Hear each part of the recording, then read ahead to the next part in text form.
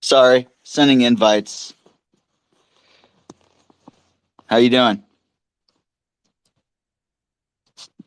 You there? Can you hear me? Yes, I can hear you. Can you hear me? Yeah, I was having Good. technical difficulties there. Oh. Hi. Yeah. Just making sure I was sending invites to some people. There's Jeannie.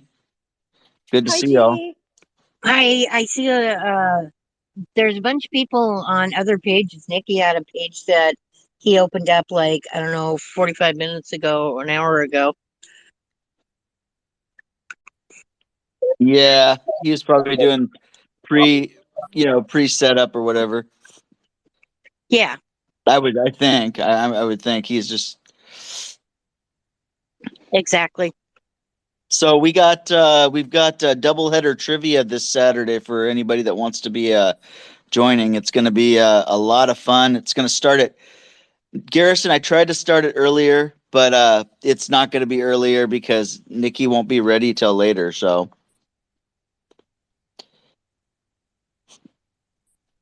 it'll be starting at 9 o'clock my time, and then Nikki's running the second hour. So if he's late, it'll be 10 o'clock. But hopefully he'll be there so he can play. I But there and then the for, winner of the I will be there for the second round at an absolute minimum, and I will almost certainly be there for the first round. So, He's too nice. busy. We want you Colorado. there, Nikki. yep. I have Um, a date beforehand that I can't get out of and don't really want to get out of. So, um, no You have a problem. date? yeah, Yeah, you have a date. You didn't mention that. yeah. By the way, hi, Jason. I didn't think I was going to start it off that way. Yeah, how you doing? Let's talk. I'm doing good. How about yourself? Good. Yeah, Nikki, we're excited to do that. It'll be fun, and the winner of the first round will face the winner of the second round. And if it's unless it's Garrison, he'll have the questions. Unless he's pretty sure he's going to win one of the rounds. So, Jason, we've actually come up with a solution for this. So Garrison and I are both going to write 5 questions for you. And then I'm going to give you the website that I've used for years for my trivia competition that I participate in. And then you can pick from there 5 questions that you like. And so if I'm in the final round, then you can use Garrison's things. If Garrison's in the final round, then you can use my questions. And oh, yeah, that'll work. and I then don't mind asking him. and if both of us are in the final round, if it's me versus him, then you can use the 5 questions that you picked off of the website that I gave you. So Perfect. Now it's got to be whoever gets to 5. So actually need 9 questions. right, that's fine. You can generate as many like you can pull Oh, okay. there and then just pick ones that you think are hard enough, basically. And I will let you decide how hard you want those to be. But you can see the question, you can see the percentage of people on the website that got it right. They list them in order from easiest to hardest, and you can Perfect. generate the page and pick them.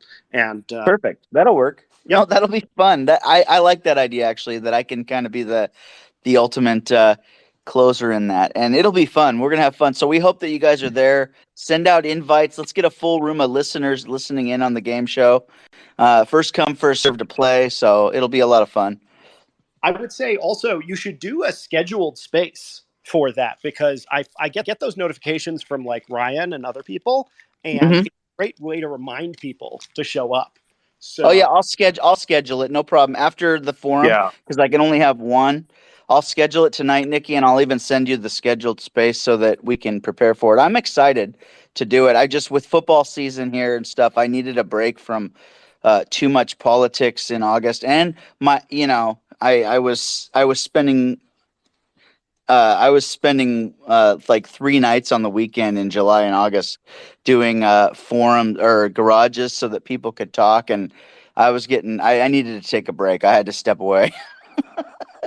So I took a little bit of a break. But going on with our co-host Cats?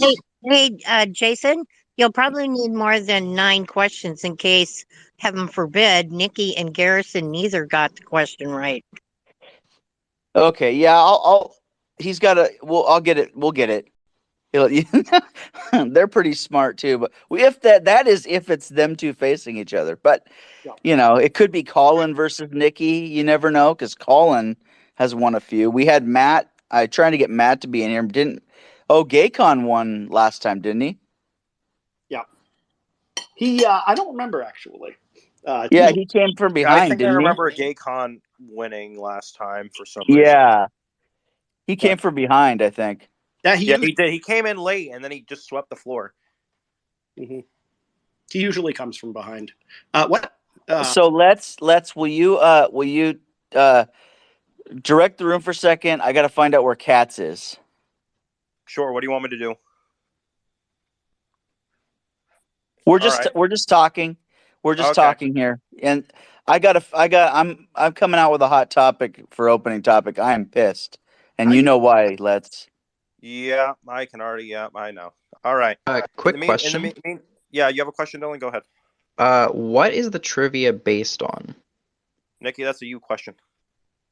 Your love life, primarily. Okay, so there's no questions because it's non-existent. Haha, no, they're there. No, it's general knowledge. I try not to make it too political. So it'll Okay. be, So like scientific questions as well. Like you could open up the floor, or I guess Jason could when he comes back. He does variety. He does different categories. Yeah. I can read you some of the previous ones that Okay. have those saved. But I'm going to try to make them questions that touch on, a lot of different areas, that,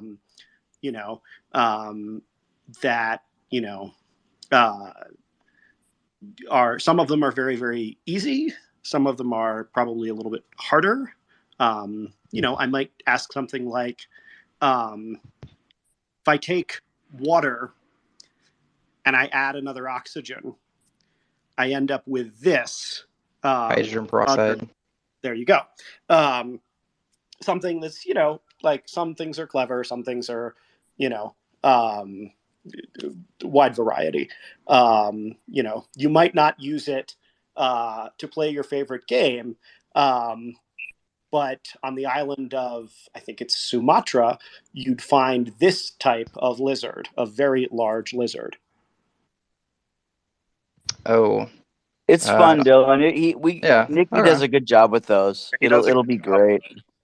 He makes. Okay. I was just wondering if they were like all political and if I was just gonna get blown out of the water. No, they're not. We're actually trying to keep away from being all politics because we have other categories people are good at and stuff. So this is also supposed to be a break from politics for the most part. Yeah. I like this. I really like this. Yeah, we want to have fun.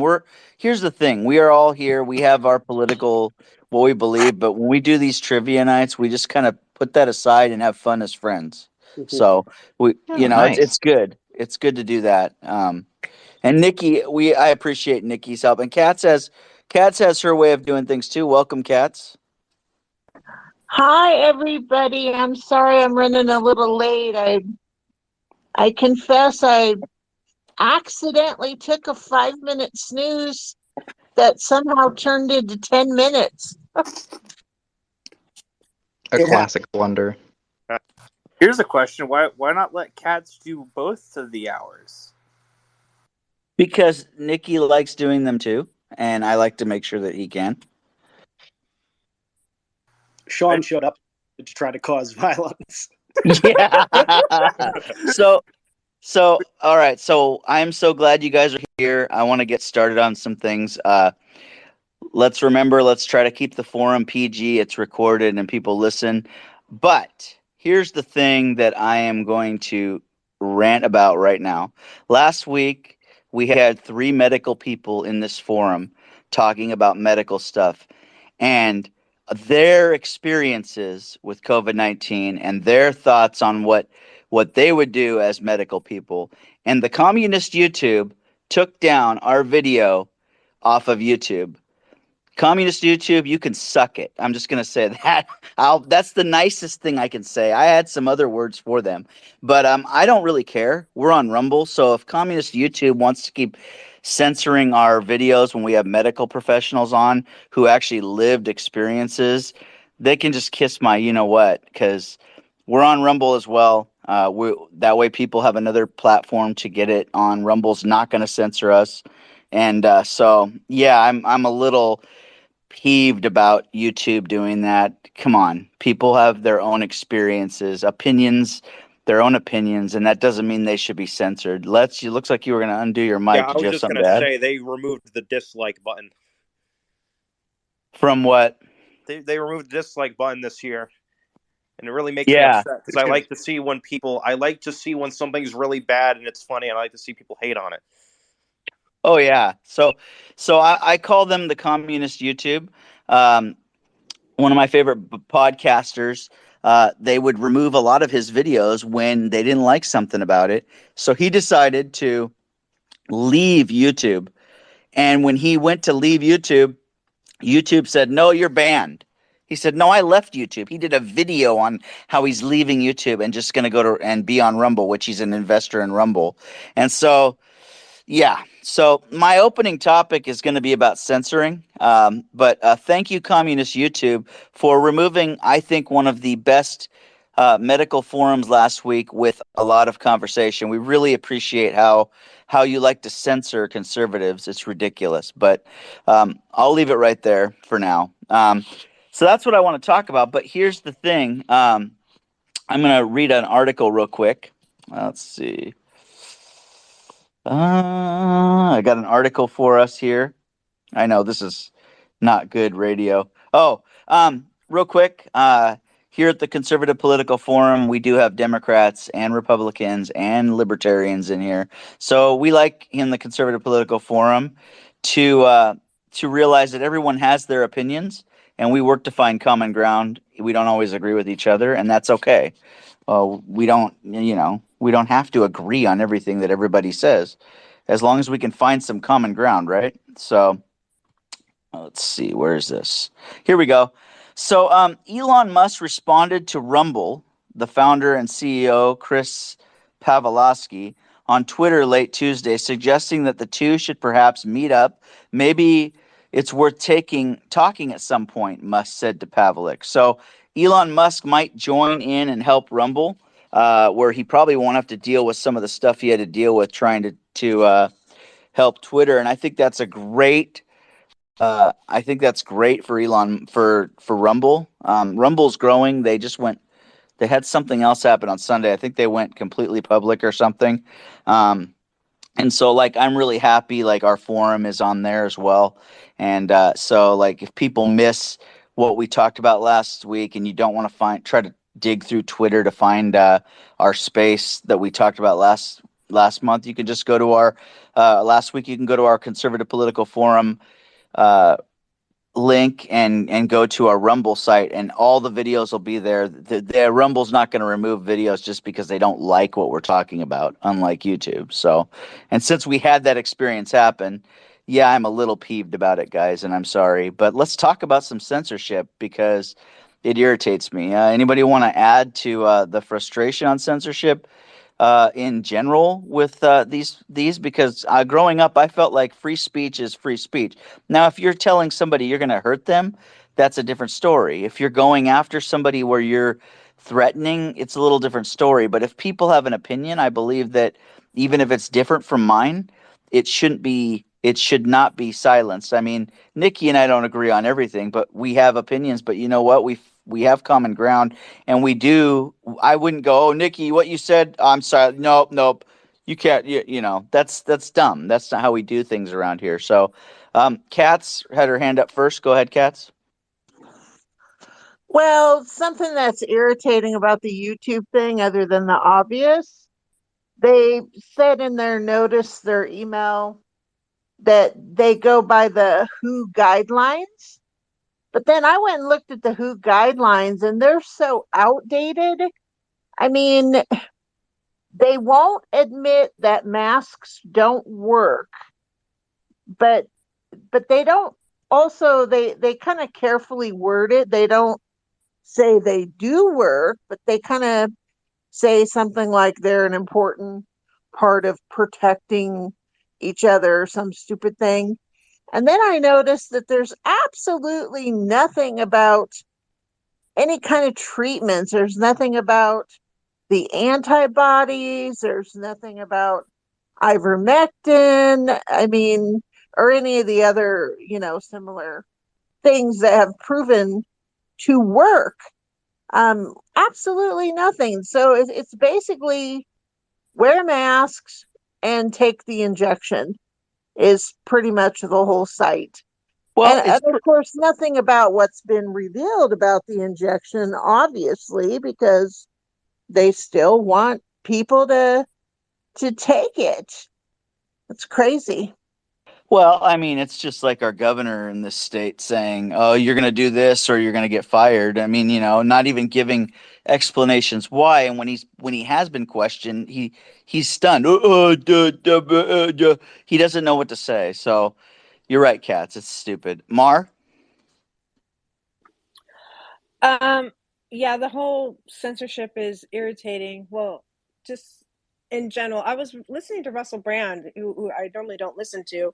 I happened to stumble across the thing, and he was talking about censorship. They pulled down one of his videos off of YouTube, and he also moved over to Rumble because of something that he said. He worded something not the way they wanted to, and they banned him. Well, excuse me, they took his video down, and he was talking about that just today, as a matter of fact. And then I read your thing about getting pulled off of YouTube, and it's just like the thing about it, if it's okay not to like what somebody else says, that's fine. There's a lot of things out there that I don't like. You scroll by, turn it off, change the channel, do whatever you got to do. I mean, people are entitled to what they want to say. You don't have to agree with it. You don't have to like it. That's okay too. Just move on. Let people say what they want, think what they want, and then you can think what you want and say what you want. That's what America's about. And I'm thinking we're moving away from what this country was built on because people get their feelings hurt or don't like what's being said, and that's wrong. And it's getting ridiculous because one group, and what's even worse than that is one group of people can say whatever they want regardless of the consequences, and at the same time censor somebody else. And it's just, that's not what this country's about from any point of view. And it's just ridiculous to me how people have gotten so far from what's America is and into their feelings. And it's wrong. It's wrong that your video got taken down off of YouTube.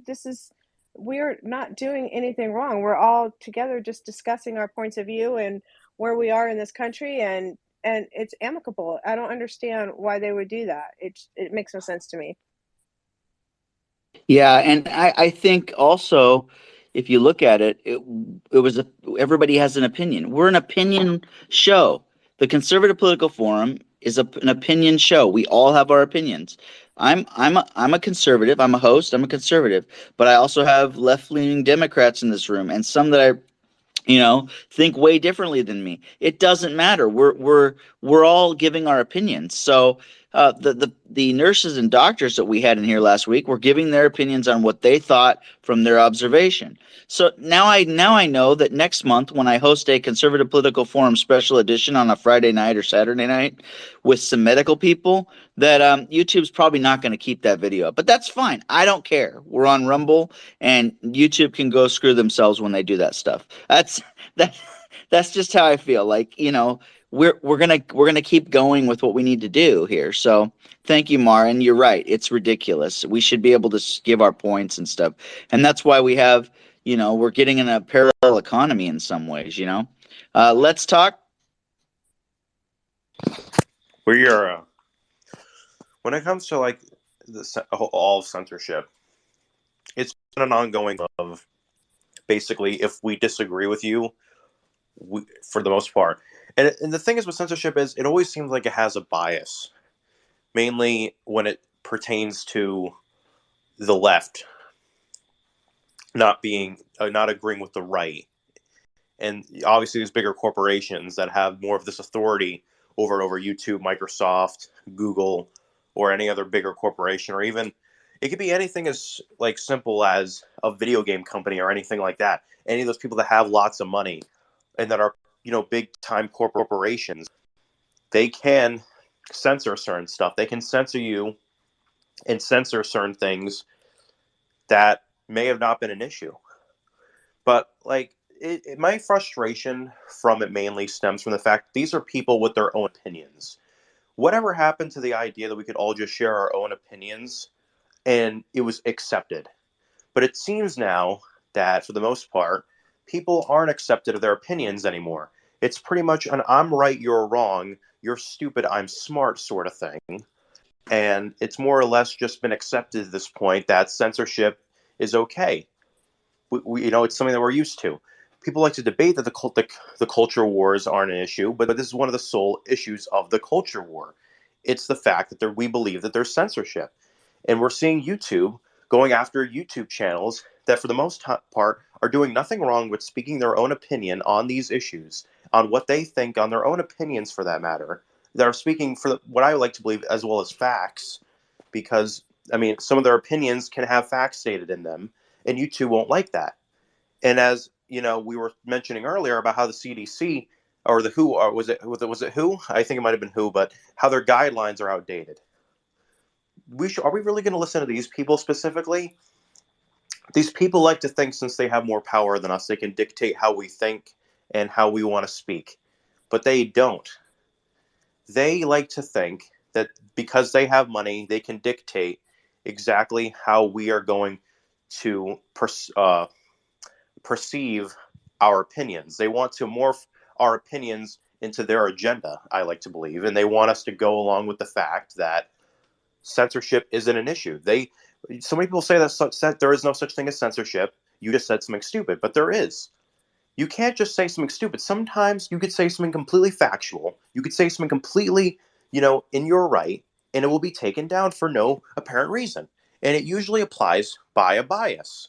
And that's how it usually happens. So my frustration is with the bias, and it also comes from the fact that sometimes you speak factual evidence or an opinion that is in your right as an American, and it is taken away from you.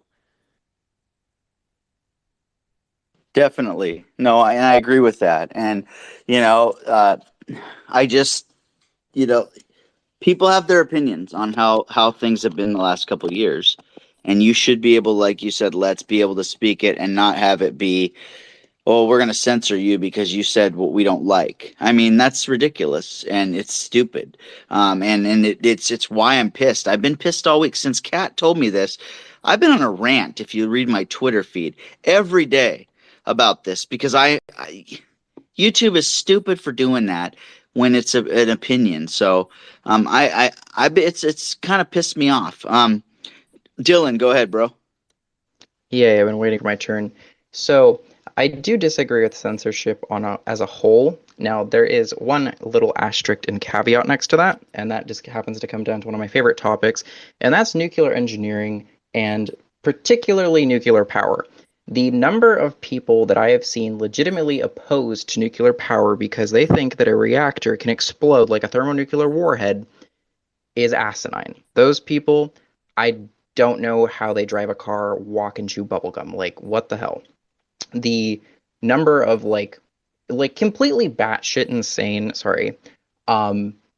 conspiracy theories on like what the government actually does with nuclear waste, like where they hide it, like the fact that the reactors aren't safe, like all these things, and people who just like think that radiation is the boogeyman without knowing the difference between like neutronic and like alpha and gamma radiation is insane.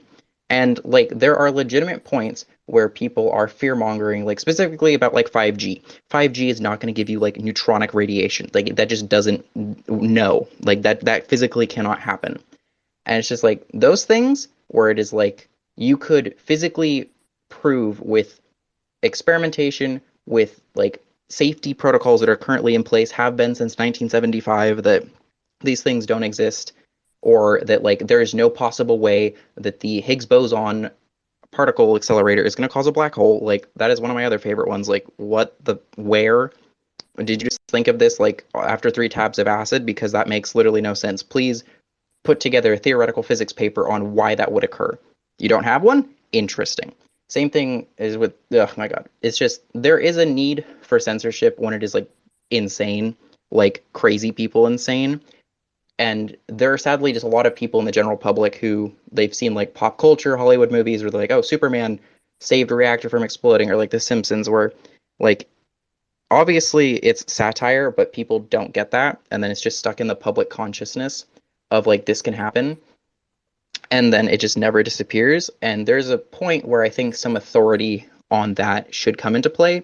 Same thing with like how to hack videos. Like you should never microwave an egg inside of a container of water. That can explode in your microwave, sending glass flying into your face, and that's killed multiple people. There are certain dangerous things that just are not properly labeled that small children will try if they find that on the internet, and they have, and they've died. Specifically, like how-to hacks with different experimentation that isn't properly labeled or isn't giving enough warning to all possible viewers, not just adults, because I think a lot of people have to realize that their content reaches just more than their intended audience. And like Facebook moms, like if you're over the age of 45 and have one cat as a woman, you should not be allowed to access Facebook. Like, oh my God, the misinformation, like legitimate, like just crazy things, like what Scene was talking about with wanting to institutionalize his mom, or the number of scams that like even members of my own immediate family, not like my immediate family, but just relatives that have gotten like, I was like a sticker that went on the back of your phone to stop 5G radiation from giving you cancer and things like that. Like just, it doesn't make any sense. And obviously like you could prove it wrong in like 7 seconds, but there is a point where you need to be able to gatekeep those kinds of things that could hurt somebody's life, be a scam, or legitimately just disinformation for the point of just misleading people.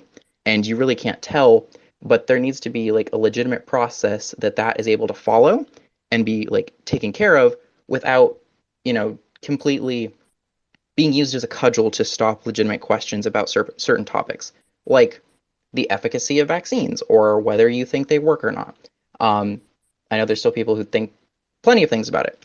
So, not trying to get this banned off YouTube. It probably already got like 5 minutes ago, but I'll give it the benefit of the doubt. I'm not worried about it, Dylan.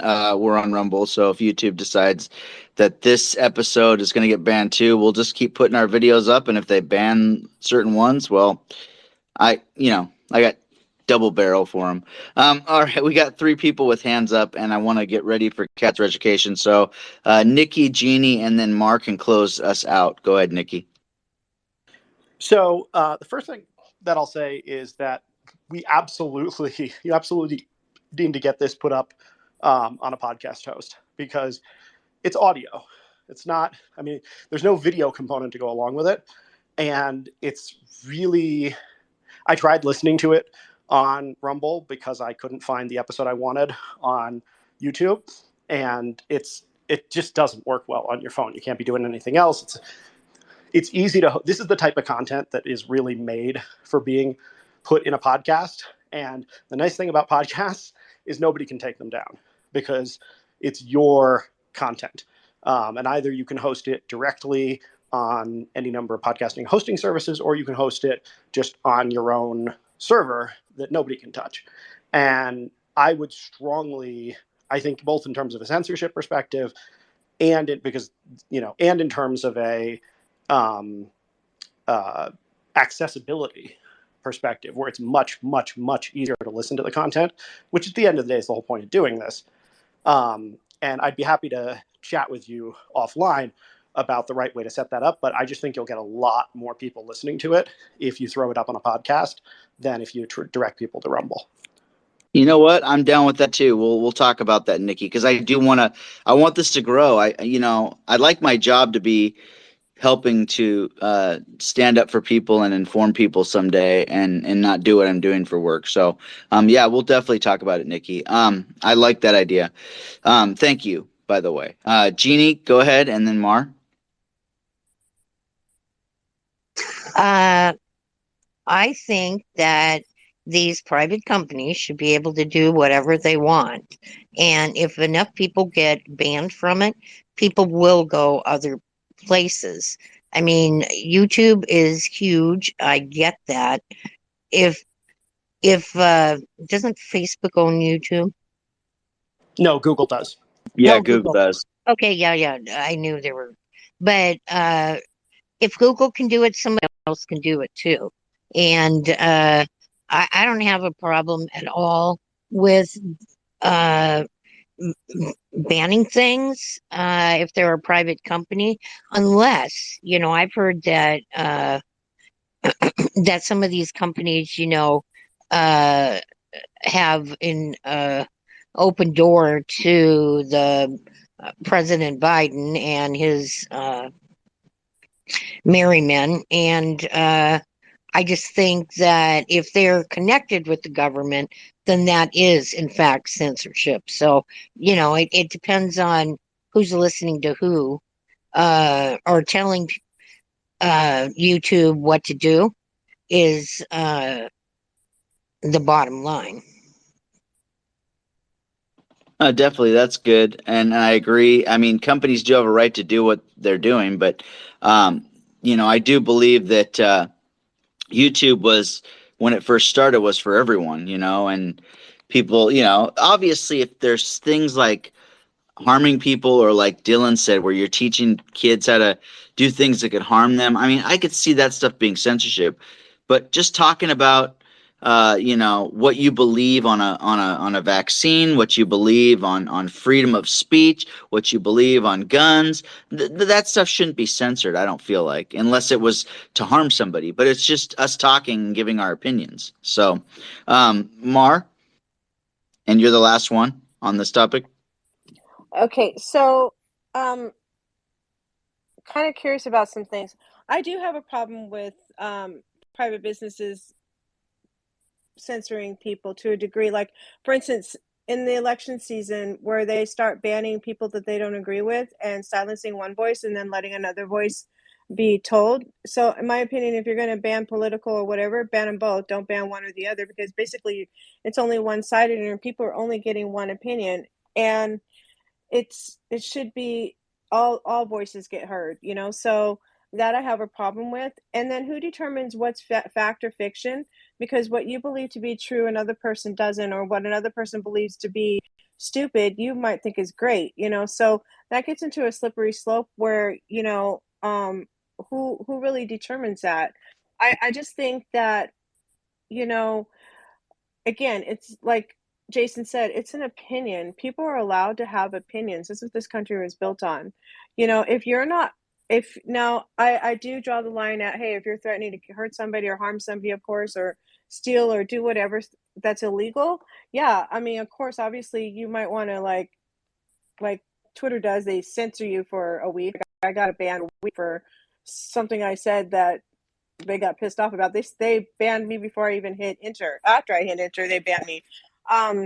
Maybe you need to like put some brakes on them, but to just totally cut them off or ban them and silence their voice forever for an opinion is just wrong. I just believe that. Yeah, I agree. And that's why I came out with that topic hot and heavy. And we are going to add this forum to other programs and try to make it bigger. We do believe that people want to hear what we have to say here, and I do want it to be like a podcast for people, and I want all of you to be a part of it. I'm so thankful that you all are here. So thank you for joining me in the opening topic. YouTube probably doesn't care what I think about that, and that's okay. I don't care how they run their company. I think it's ridiculous that they would do that to a video like that was just talking about certain medical people's opinions. So it's okay. I will move on now from my rant. And if this video stays up next week, I will be impressed. I'm just going to say.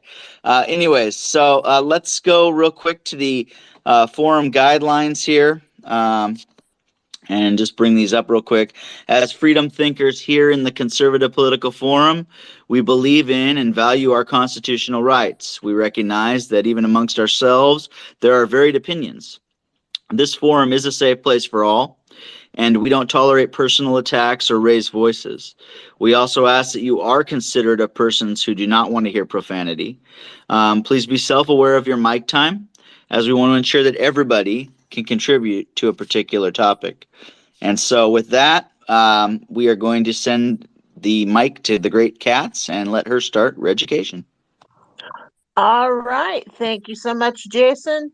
Welcome, everyone. Reducation is our weekly segment designed to provide education via point counterpoint with each other on topics that are important to many Americans. And sometimes these topics can be emotionally charged. All the forum guidelines, which Jason just covered, are in place for this segment. Very important. We expect all speakers to remain civil. If you have a mic, you'll have a chance to respond. Raise your hand and I'll call on you. Please remember it's a very short segment. It goes super fast. So when you're talking, be aware of your talk time and just try to keep it concise, 2 to 3 minutes tops, so we make sure that everyone has an opportunity to talk. So this week's topic, I did post in the Nest one article, and I know for some of you might groan because it's Fox News, but it did seem to have the most information. I did go through quite a few varied articles about the Nord Stream 1 and 2 sabotage. So for those that don't know, because I'm not really seeing this much on Twitter, which really kind of surprises me. But Nord Stream 1, Nord Stream 2, in case you don't know, are the pipelines that go from Russia to Germany, I believe, under the Baltic Sea. Nord Stream 1 was functional. My understanding is that it was turned off because of Putin turning it off for political reasons having to do with the Ukraine war. Nord Stream 2, I believe, is functional or almost functional, but had never been actually turned on. Both of these pipelines were filled with natural gas.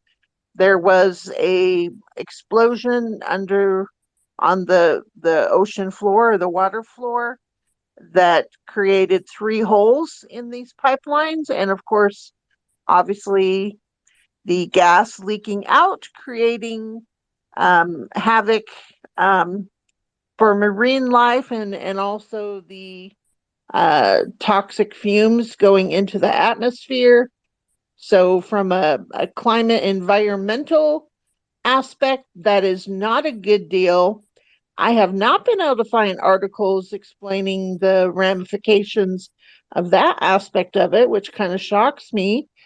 But as far as the sabotage, some people are saying Russia did it. Well, it's Russia's pipelines. Why would they damage their own pipeline? Seems kind of odd.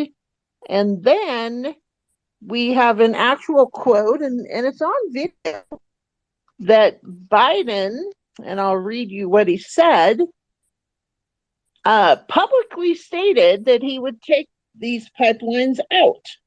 He said, if Russia invades, meaning Ukraine, that means tanks or troops crossing the border, then there will no longer this is bad. Well, you know how he talks.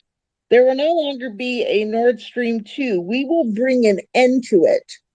And a reporter says, but how will you? How will you do that exactly, since the project and control of the project is within Germany's control? And he answered, we will, I promise you, we will be able to do it. And then there was a woman, I don't remember her name, who I think she's in her cabinet. She also said the same kind of thing. This is publicly stated. So what's going on with that? Who caused it? Why did they cause it? If we did it, what some analysts say that it could cause ramifications, because this is a big deal, destroying somebody's pipelines, ramifications of actually getting into World War III, nuclear strikes. I mean, it could be really bad. Why would Biden publicly say that? That seems really idiotic, in my opinion. And then, if we're so caring about the climate, why would we destroy something that would make such a environmental mess? That doesn't make sense either. So let's talk about this. Jeannie, what do you have to say? With things like this, oftentimes we never will find out what happened. It's not like the military necessarily went in there and did it on either side, but obviously it had to have been somebody that has the expertise to do whatever was done. I don't think we'll ever know what happened in my lifetime. Let's put it that way. Yeah, you're probably right. I agree with that. All right. Somebody else has got to have an opinion on this. Let's get some hands raised.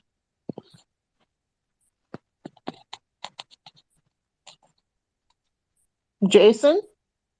I didn't know Let's Talk got disconnected. Hold on.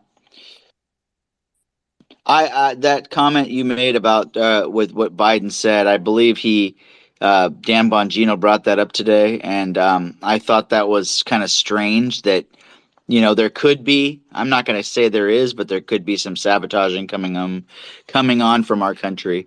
But I don't want to like say that's what's going on. I'm just saying that there could be the way that he was talking. Yeah, and we don't know. I mean, yeah, it could have just been, I don't know, stupidly bragging or trying to sound like a tough guy. Who knows? But still, to me, it just doesn't seem smart when you've got the world in such a quandary, and it's kind of there's like a delicate balance going on. Ario, you've got your hand up. What do you have to say? Well, I mean, I have a lot to say, but like I just want to say, hey, Jason, what's going on? What's up, Rio?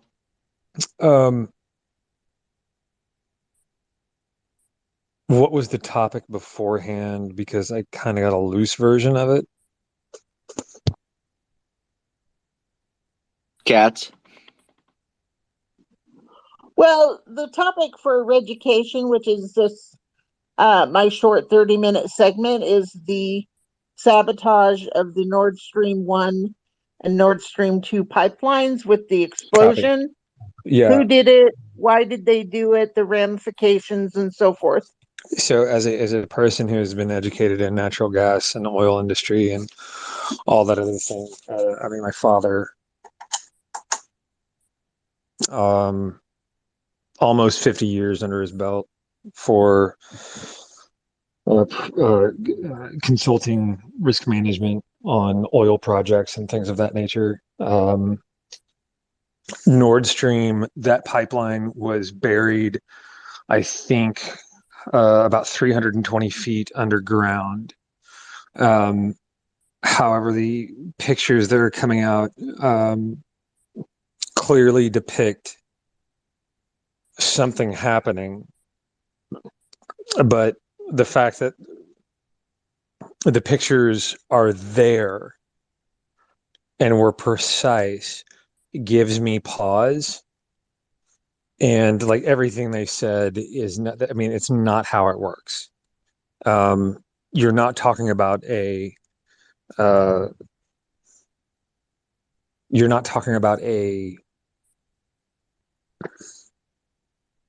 aerosol natural gas or like a gas itself. It's a liquefied natural gas.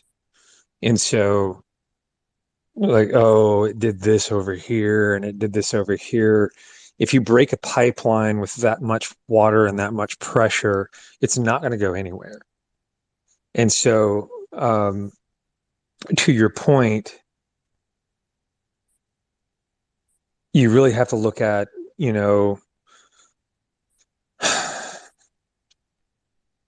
it comes down to what you trust. And right now, knowing what I know about the industry, I'm not trusting any of it.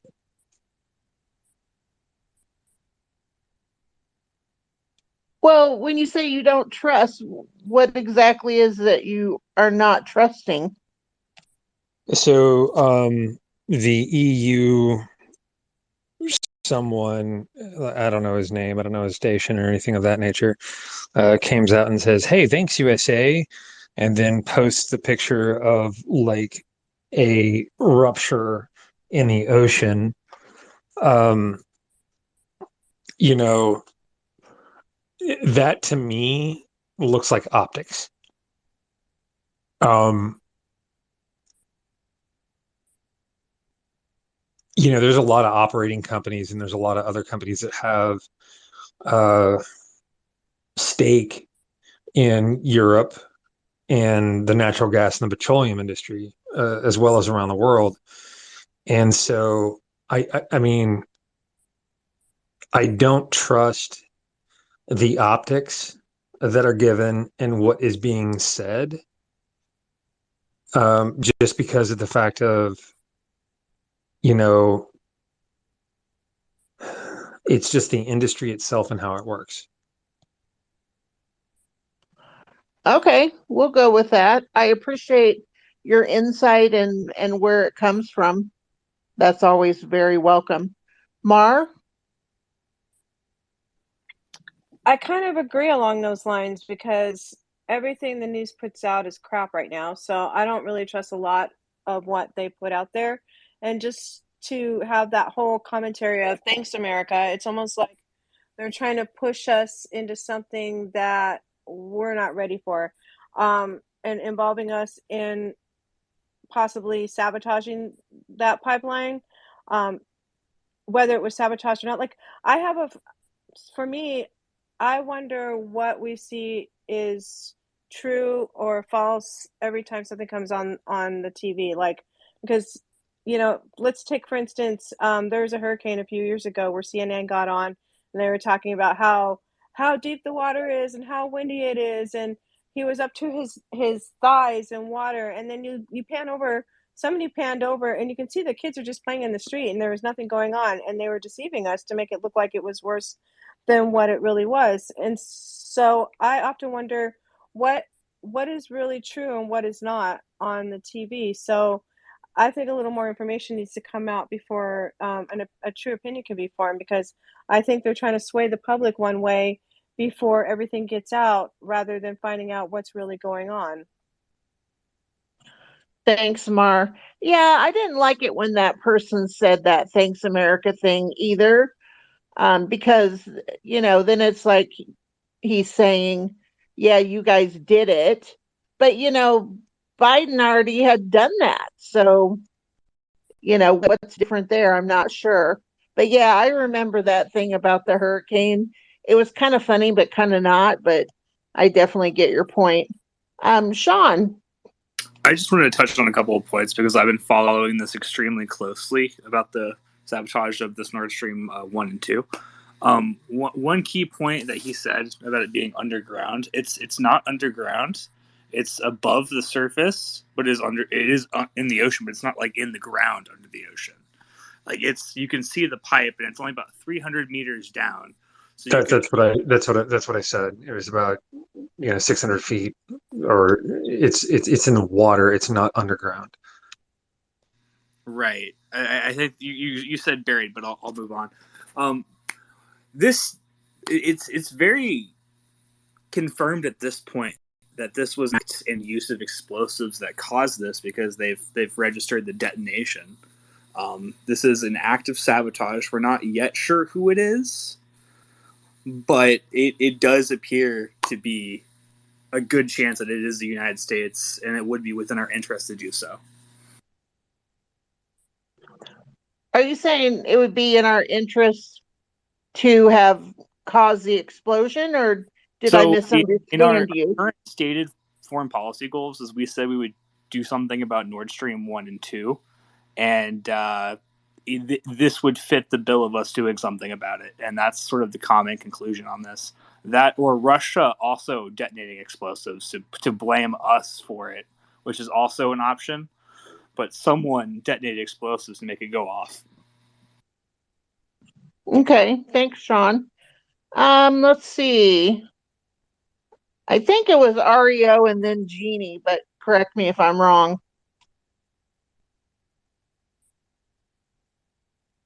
Ario? Go ahead, Jenny.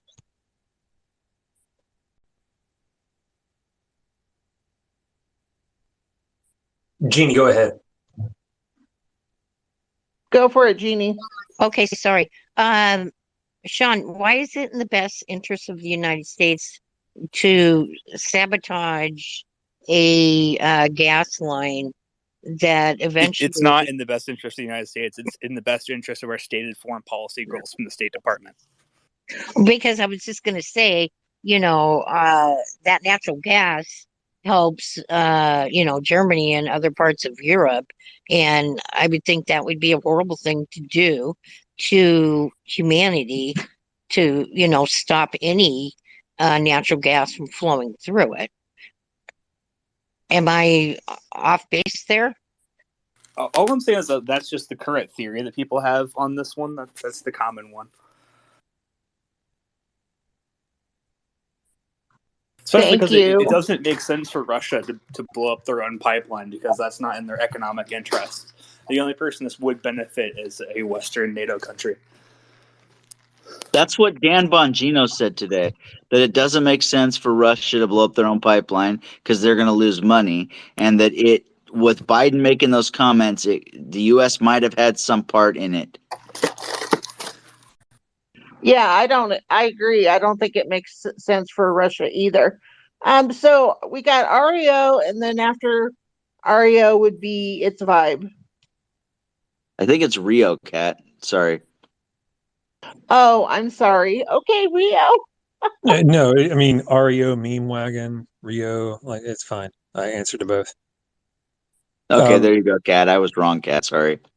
No, you're fine. You're fine. So one of the things that really stood out to me, if anybody knows, and this is going off of learned, or educational or experience or things like that.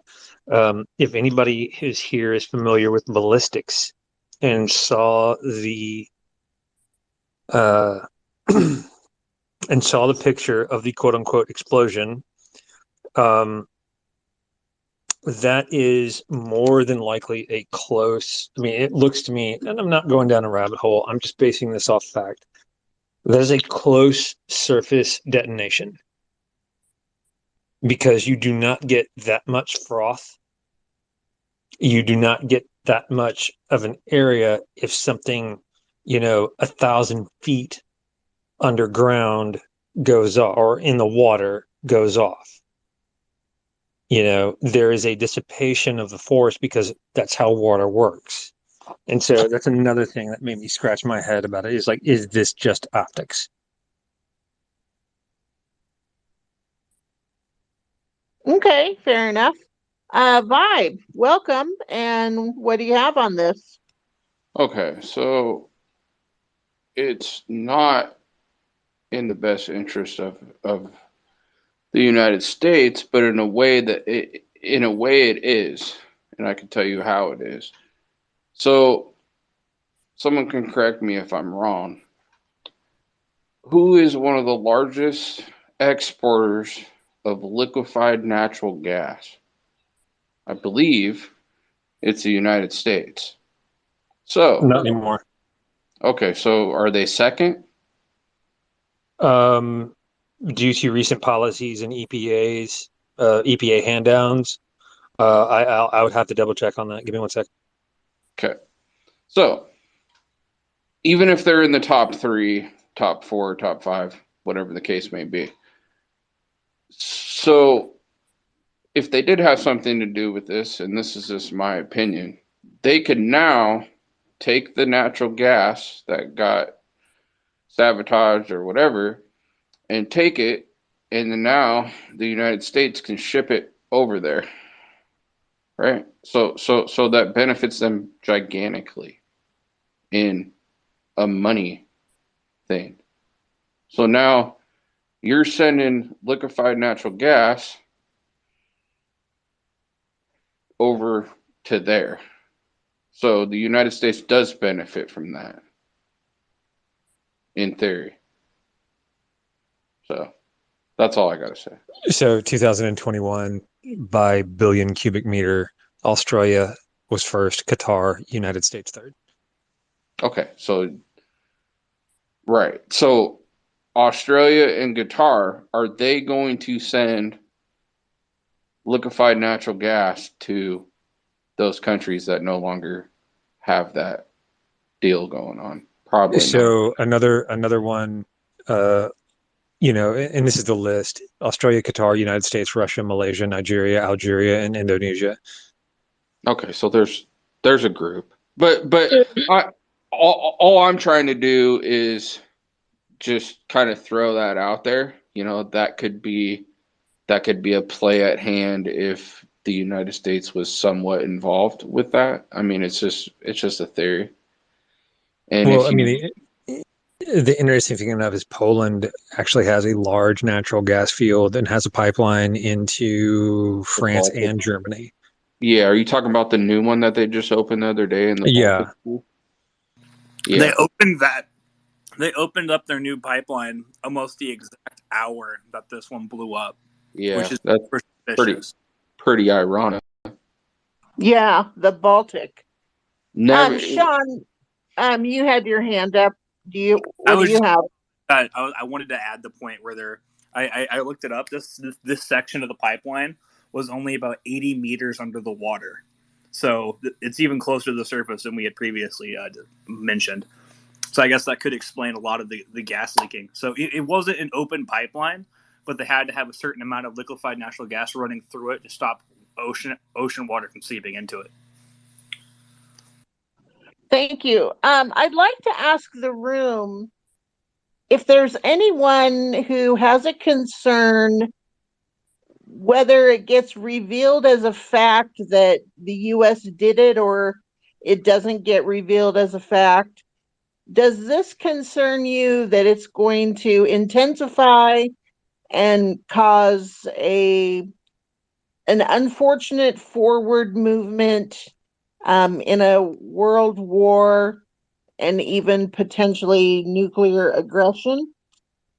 Short comments though, because we're getting close. Yes. I don't know if it was Mar or Sean. It doesn't matter. It was Rio, then Sean, then Mar. Sean had it before me, and then Mar, and I'll go. It's okay. All right, thanks. You can do it. I'll go later.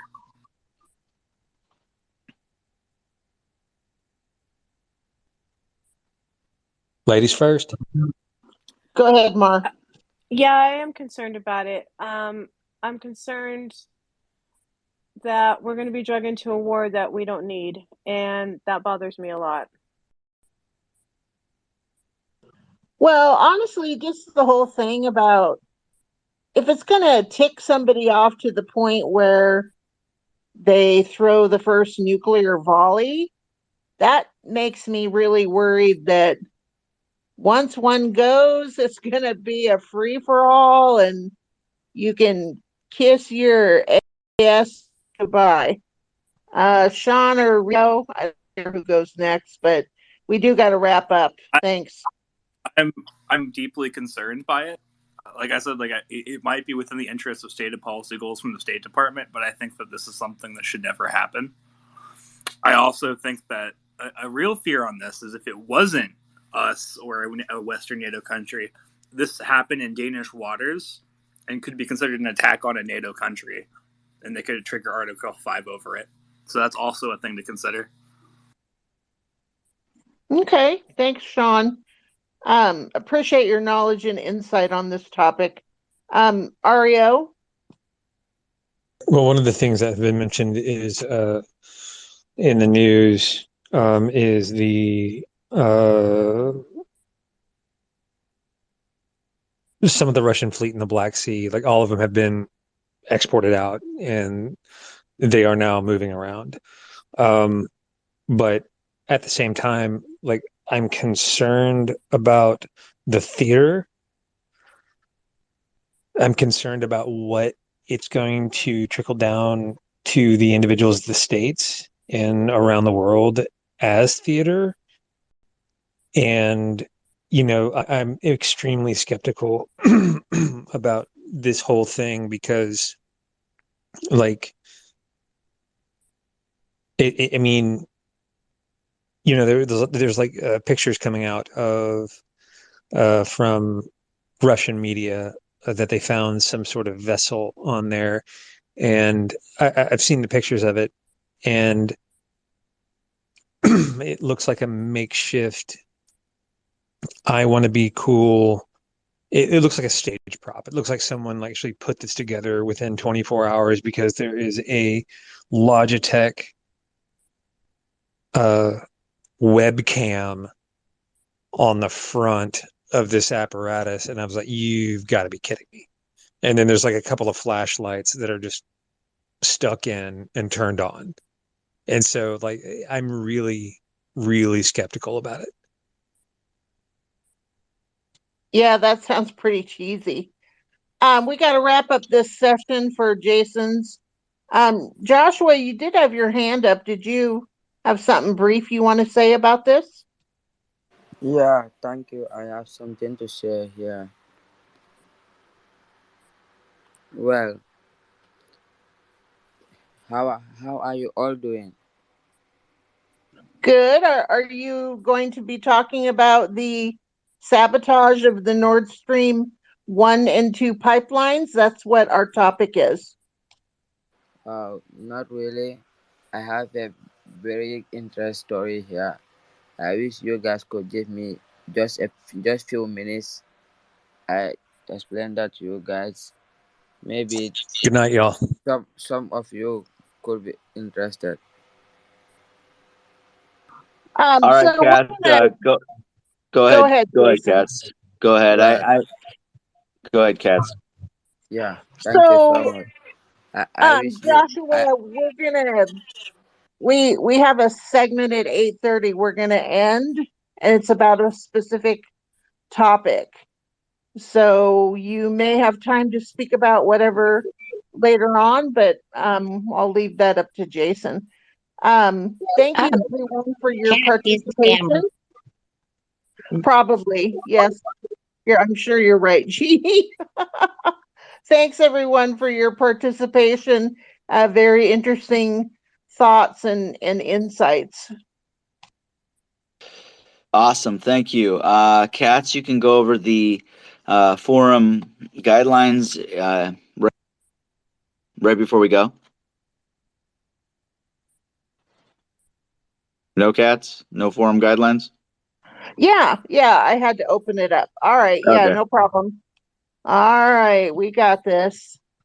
So, as freedom thinkers in the conservative political forum, we believe in and value our constitutional rights. We also recognize that even amongst ourselves, we are going to have varied opinions. This forum is a safe place for everyone. We don't do personal attacks and we don't do raised voices. We ask that you are considerate of persons who prefer not to hear profanity. We consider ourselves to be a PG, family-friendly space. Please be self-aware of your mic time. We want to make sure that everyone who wants to contribute to a particular topic is always able to. And we welcome everyone. Appreciate you being here with us. You sounded like you were in a box the whole time. Something's up with your internet. But yes, everybody's got the forum guidelines. Awesome. I am so honored that all of you are here. I love having you all here. Sean, it's great that you're here. Garrison and Nikki, we're gonna have a good time talking. It'll be good to hear your opinion on some headlines coming up. And then at the overtime hour, I've officially, with midterm elections coming, have officially recruited Les Talk to bring updates and stuff for things that are happening right before the midterm elections, but also in the overtime hour, he's going to ask you some questions about who you think will run. And he's got some overtime election stuff in this overtime hour. I think it'll be perfect. Also, by the way, that was a troll. Yeah, I blocked him and removed him. I could tell immediately. Good.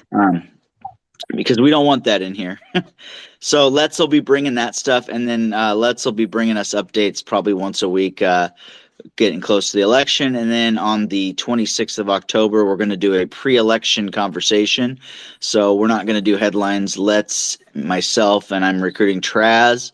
We're all going to talk about election stuff, plus Nikki. Hopefully Nikki will be here for the Democrat side, because I want to hear both sides. It's not just one side. Sean's probably got a lot of good information. So on the 26th of October, I'd like to have a huge pre-election conversation. So we'll definitely do that. So I am so glad to see you all here. Michael, my friend down there, I know that you haven't book yet, but how far is your book away from coming out, bro? Or when are you planning to do that? Because I want to make sure we promote that. Right now, I'm halfway through book 3. There's no timetable for that to be published, but I'm hoping by the end of halfway through next year, I'll have something tangible to have it ready to be published. And also, books 1 and 2 are still available online, Amazon, Barnes & Noble, and all that. Can you tell us about books? You don't mind, do you? I know I put you on the spot, but that's because you're here, and I'm so honored you're here. Can you just tell us about your books a little bit? Because we want to promote them, and then when your other book's about to come out, I want to give you like a 10-minute time to just kind of talk about your books, because I love that you're a writer and stuff. So do you have a second? Sure. Go for it. You got the mic. Tell us about your books. So my book synopses are about this time of corruption and turmoil, tyranny, and terrorism going on, kind of like basically what's going on now with all the timely subject matter we're talking about. And it's this guy who is like an Atlanta native who unwittingly joins this super agency, and he basically he joins this super agency to basically tackle all these areas of corruption and tyranny and corruption. And so I made it kind of like a trilogy, and it's basically a 3-book series. I'm hoping you guys will check it out, and it'll probably I'm hoping it'll wow you guys. Awesome. Thank you. Yeah. So Michael's a writer. You can get on Amazon, right? Amazon Books, or off of Amazon? Yeah, Amazon and Barnes & Noble. They're only online. They're not in stores. Yeah, I just took a look and I read the synopsis really quick. It looks really great, Michael. Thank you. We want to support our friends here, and Michael's a writer. Michael's awesome. So when his 3rd book is about to come out, I want to give him some time to talk about it. And thank you for always supporting us here at the forum, Michael, and supporting me in my tweets, bro. I appreciate you. All right. So that was that. Just like to make sure I appreciate all my friends, and all of you are my friends here. So here we go. I got a scripture. Go into the scripture real quick. I muted my mic real quick there. That's crazy. Pretty excited, I guess. Maybe that's why. Okay. So we've been reading through Psalms 91. Last week we didn't get to it because the topic was so powerful. I scrapped headlines. We even scrapped education. We scrapped everything because the topic was powerful. And that's probably why YouTube decided they were going to ban that segment, but we won't go back there. We're reading Psalms 91. We're on verse 7 and 8 this week. And so Psalms 91, 7 and 8 says, 1,000 may fall at your side and 10,000 at your right hand, but it will not come near you. You will only observe with your eyes and see the punishment of the wicked. So I'm reading through Psalms 91. I didn't want to read the whole thing, but it's one of my favorite verses in the Bible, because when I went through stuff as a kid and even as an adult sometimes, I look back at that stuff and it helps me because I've been through some things, and to know that, I believe God is protecting me. So, all right. So that is the scripture of the week. And here we go. Headlines. We're going to talk a few things right now about somebody's echoing all of a sudden. What's going on here? Oh, gee. I think it's Yeah. Okay, we're better. Can you keep an eye on that, just in case, because I'm not going to be on the main screen. Yeah, sure. Okay. It's good now. It's good. Cool. All right. So we're going to talk a little bit about the hurricane that is going on in Florida. We want to pray for them. I just pray right now for the safety. I've got friends that actually live down there, and I know that a lot of you probably do as well. Hurricane Ian downgraded to a Category 3, but Florida Governor Ron DeSantis warns of the trouble's not over. The Hurricane Ian made landfall on the southwest Florida Wednesday, flooding streets and leaving nearly 2 million people without power. Fox News is updating with the latest surrounding storm, the impact, and the travel and emergency updates. Hurricane Ian slams into Florida, and 1 million people had lost power earlier in the day. Let's go here.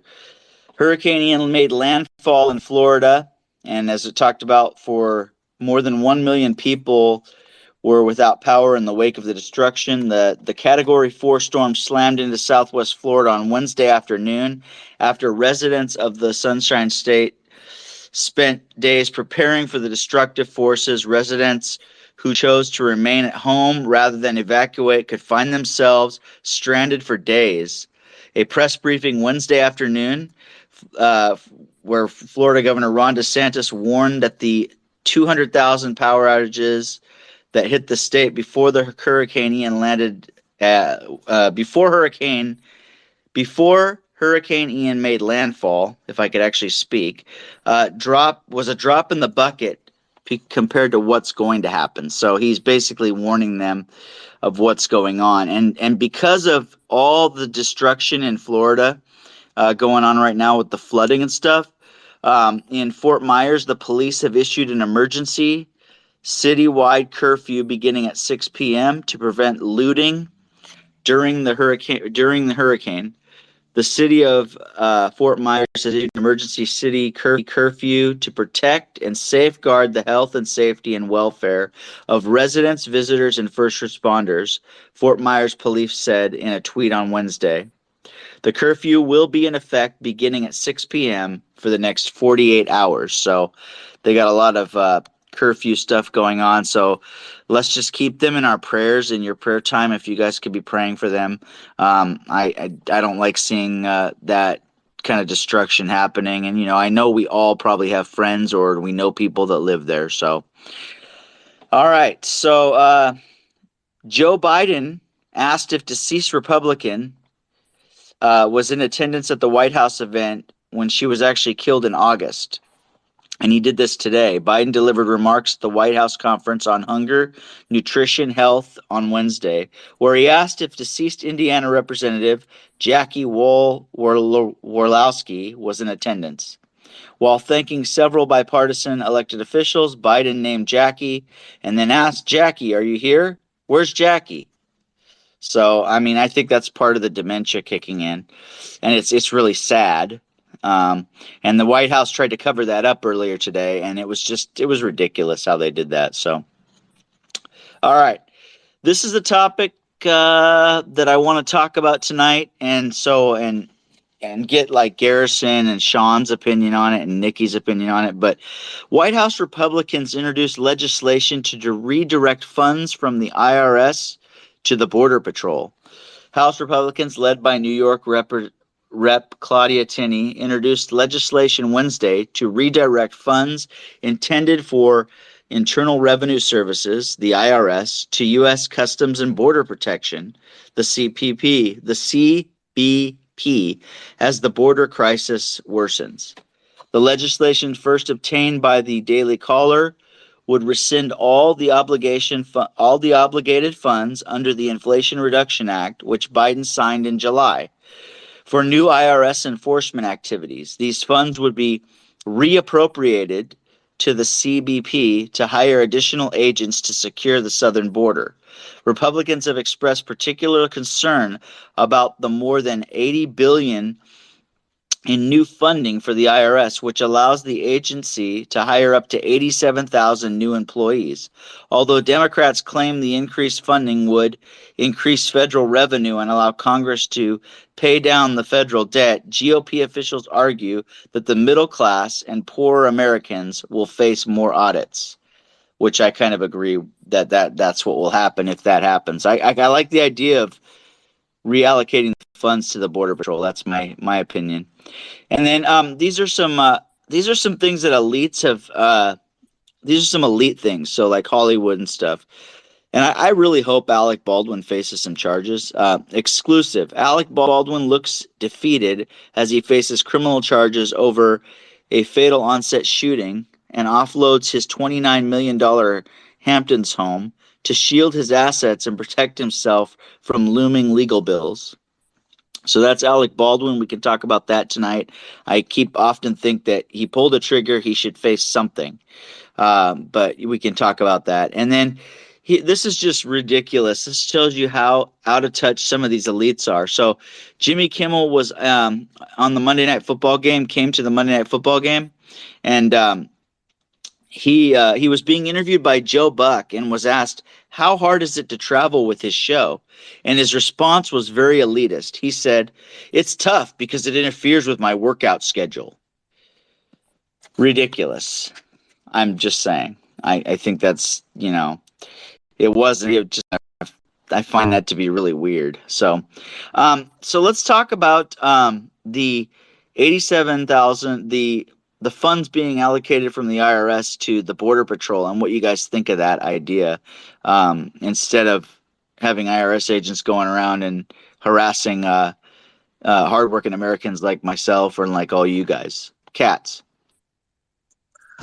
Oh, hooray. If they can do that, that would be excellent, because just that whole premise of, 87,000, that's a lot. And the money to do that, and the way that they're doing it, with even like putting weapons in their hands, it's just crazy. And just that whole thing, I believe that probably did pass in the law, where it said if you had more than $600 moving in your bank account at one time, that, they were going to be able to spy on that.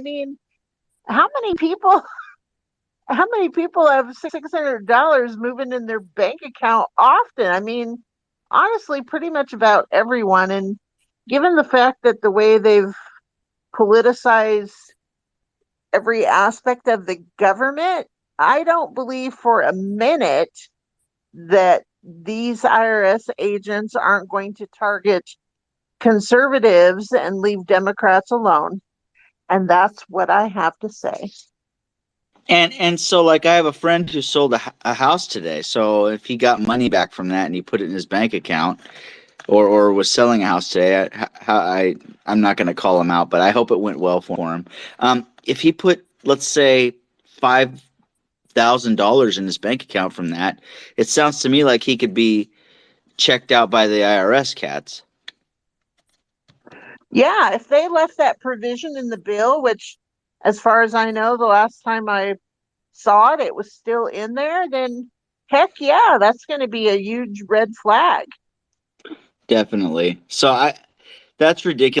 I wish they would, because I feel like our border needs a lot more security. Jeannie, go ahead. I think it's a great idea, but it'll never pass. It's a pipe dream that will not happen until the Republicans take hold of the House. So, it's a nice idea. It sounds good, but it's not going to happen in this legislation session, and it won't happen next year either. I think what they're doing is doing it now so that it shows they're making progress, so that when they can bring it back up again in the next legislation, and actually will get some movement. Garrison, am I correct on that? And Nikki, would that be a way for them to get more movement by doing that? Your guys' thoughts?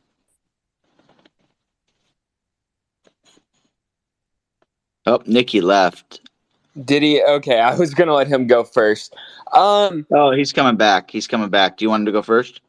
Yeah, let's let him go first. Nikki, what's your thoughts on that? I ducked out for a second because my Twitter was not working properly, so you're gonna have to clarify very quickly. Okay. What the So my question was, Jeannie brought up a point that even if they're bringing up this legislation, until Republicans got the House, it wouldn't go through. And I said, I think it's just, this is This is them. What do you call it? What do you call that word? I lost the word. They're setting it up to where it may not go through this legislation, but the next one, they would say, look, we've brought this up, and doesn't it make it easier when they do have the House or Senate, if they do, that it would go through because they've already brought it up? Yeah. So remind me what the legislation is.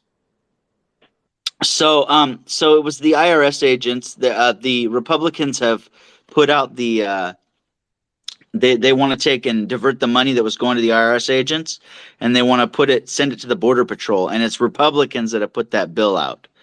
And Got it. and Jeannie Um, was saying that that wouldn't happen until Republicans took back the legislation. But I don't think they're doing it planning for it to pass right now. I think they're doing it to set themselves up. Am I correct? Yeah, I mean they're introducing the bill. They can't get it on the floor unless the Democrats want it on the floor. So there's not going to be a vote on it. There might be a voting committee. There definitely won't be a vote on the floor unless the Democrats want it. That's pretty much what happens when you don't have the majority. But what they'll try to do is get co-sponsors on it so that they get Republicans to put their name on it. The biggest problem with that bill is it's going to cost a lot of money. And the reason why is that the IRS agents increase tax revenues. And so if you want to divert them to the Border Patrol, it's not net zero. You have to either raise that revenue somewhere else, or you have to cut spending somewhere else to make it revenue neutral. And so I don't know how they're planning on doing that, because they can't. They're not going to get 60 votes for it, so they're going to need to do it through reconciliation. So presumably they could do it as part of a larger package that was revenue neutral. But I think it's political posturing. I don't think they actually dislike that they're raising the revenue. I think they just like the politics of it. So I would say that even if they got the House, the Senate, and the presidency, this is not the kind of thing that Washington is going to actually pass. I hear you, but they know that people don't want the IRS agents coming after everyday Americans, just everyday hardworking Americans, right? Sure, that they aren't going to. That's not what the bill provides the money for. They're providing the money to go after people who make, a couple $100,000 a year. That's where because here's the thing, it's like Dylan, I think it's Dillinger said, why do you rob banks? That's where the money is. There's no amount of value that comes from going after people who make $40,000 a year, because there's just not enough tax evasion there to make it worth the money. It's people who make $500,000 a year who are not getting audited right now, and instead they're just auditing people who make $5 million a year. So it's moving one step down the totem pole. It's not going to touch the majority of Americans. The majority of Americans don't make enough money to justify auditing them, aside from the random audits that we already do, which are just designed to scare people into doing their taxes. Because if nobody ever got audited, then why would people ever do their taxes fairly? So Right. And whenever I do my taxes, I always pay for that extra protection, because I'm not yeah, you come after me, I'm going to make sure that, you know what I mean? I'm I don't care. I'm not, I'm not playing around. I'm not playing games with the IRS. I'll have extra protection, So yeah. can I chime in real quick, Jason? Yeah, go ahead, Garrison. Nikki just made a error Okay. in saying that. So I just pulled it up. In recent years, IRS audited taxpayers with incomes below $25,000 and those with incomes of $500,000 or more at higher than average, but audit rates have dropped for all income levels. The audit rates decreasing the most for taxpayers with incomes of $200,000 or more. And so I can pull up other articles. I just quickly Googled that, but there's empirical data that shows that the wealthy people who make, I'll use his number of more than 500,000 a year, actually are audited less. And the reason for that is they're more likely to be able to hire tax attorneys or very high paid accountants to manage their money. The brunt of audits are for middle class to even lower class economically Americans.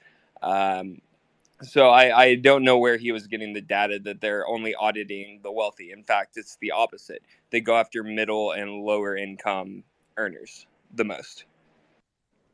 No, the point that I was making was exactly what you were saying, that the donut hole right now is the people who are somewhat well off. That's where we don't have the resources right now to be doing those audits. So the whole point of hiring these people is to go after that revenue, to hire the additional IRS agents. So I'm agreeing with you on the underlying facts. Response, Nikki?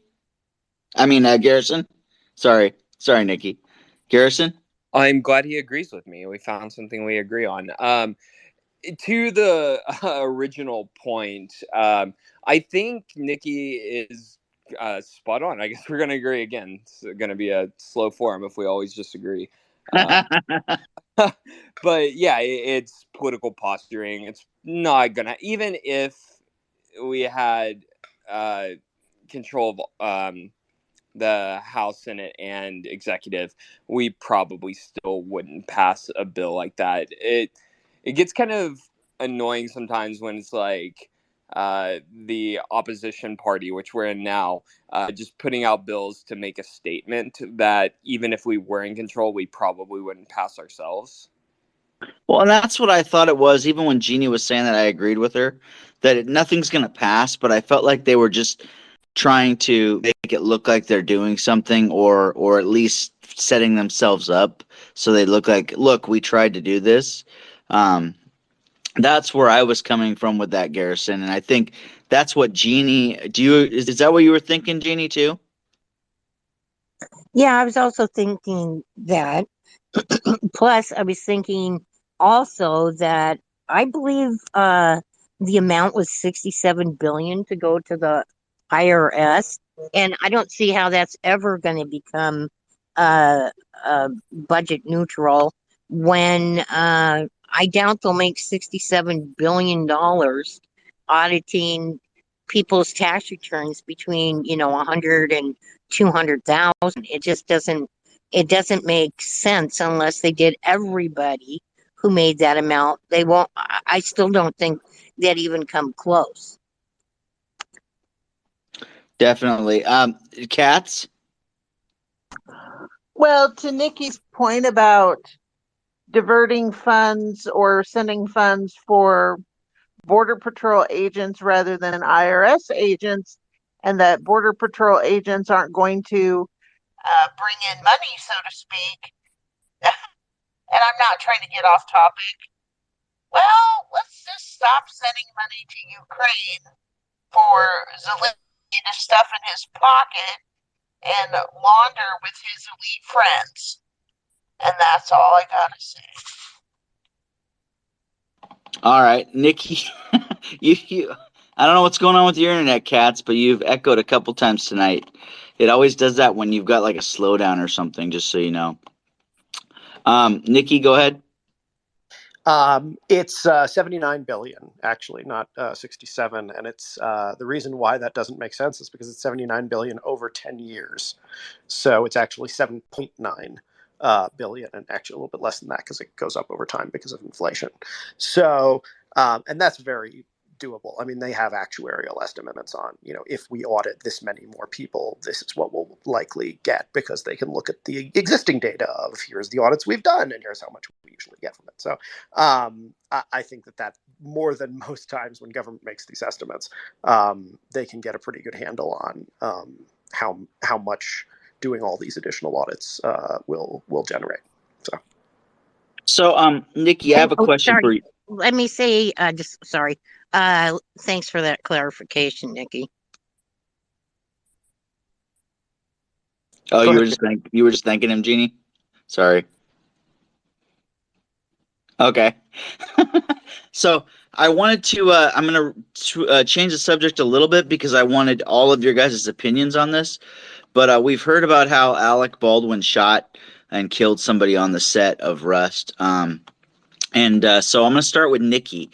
What are your thoughts on this? Because it seems to me like they keep dragging this on, and I don't like Alec Baldwin. I feel like he's pretty arrogant about this situation. Even if he accidentally did it, he doesn't seem to show the remorse. So we'll start with Nikki. What are your thoughts on this? And anybody else that wants to talk about this? I feel as if he should. I don't know. It gets on my nerves that he's getting away with this kind of stuff.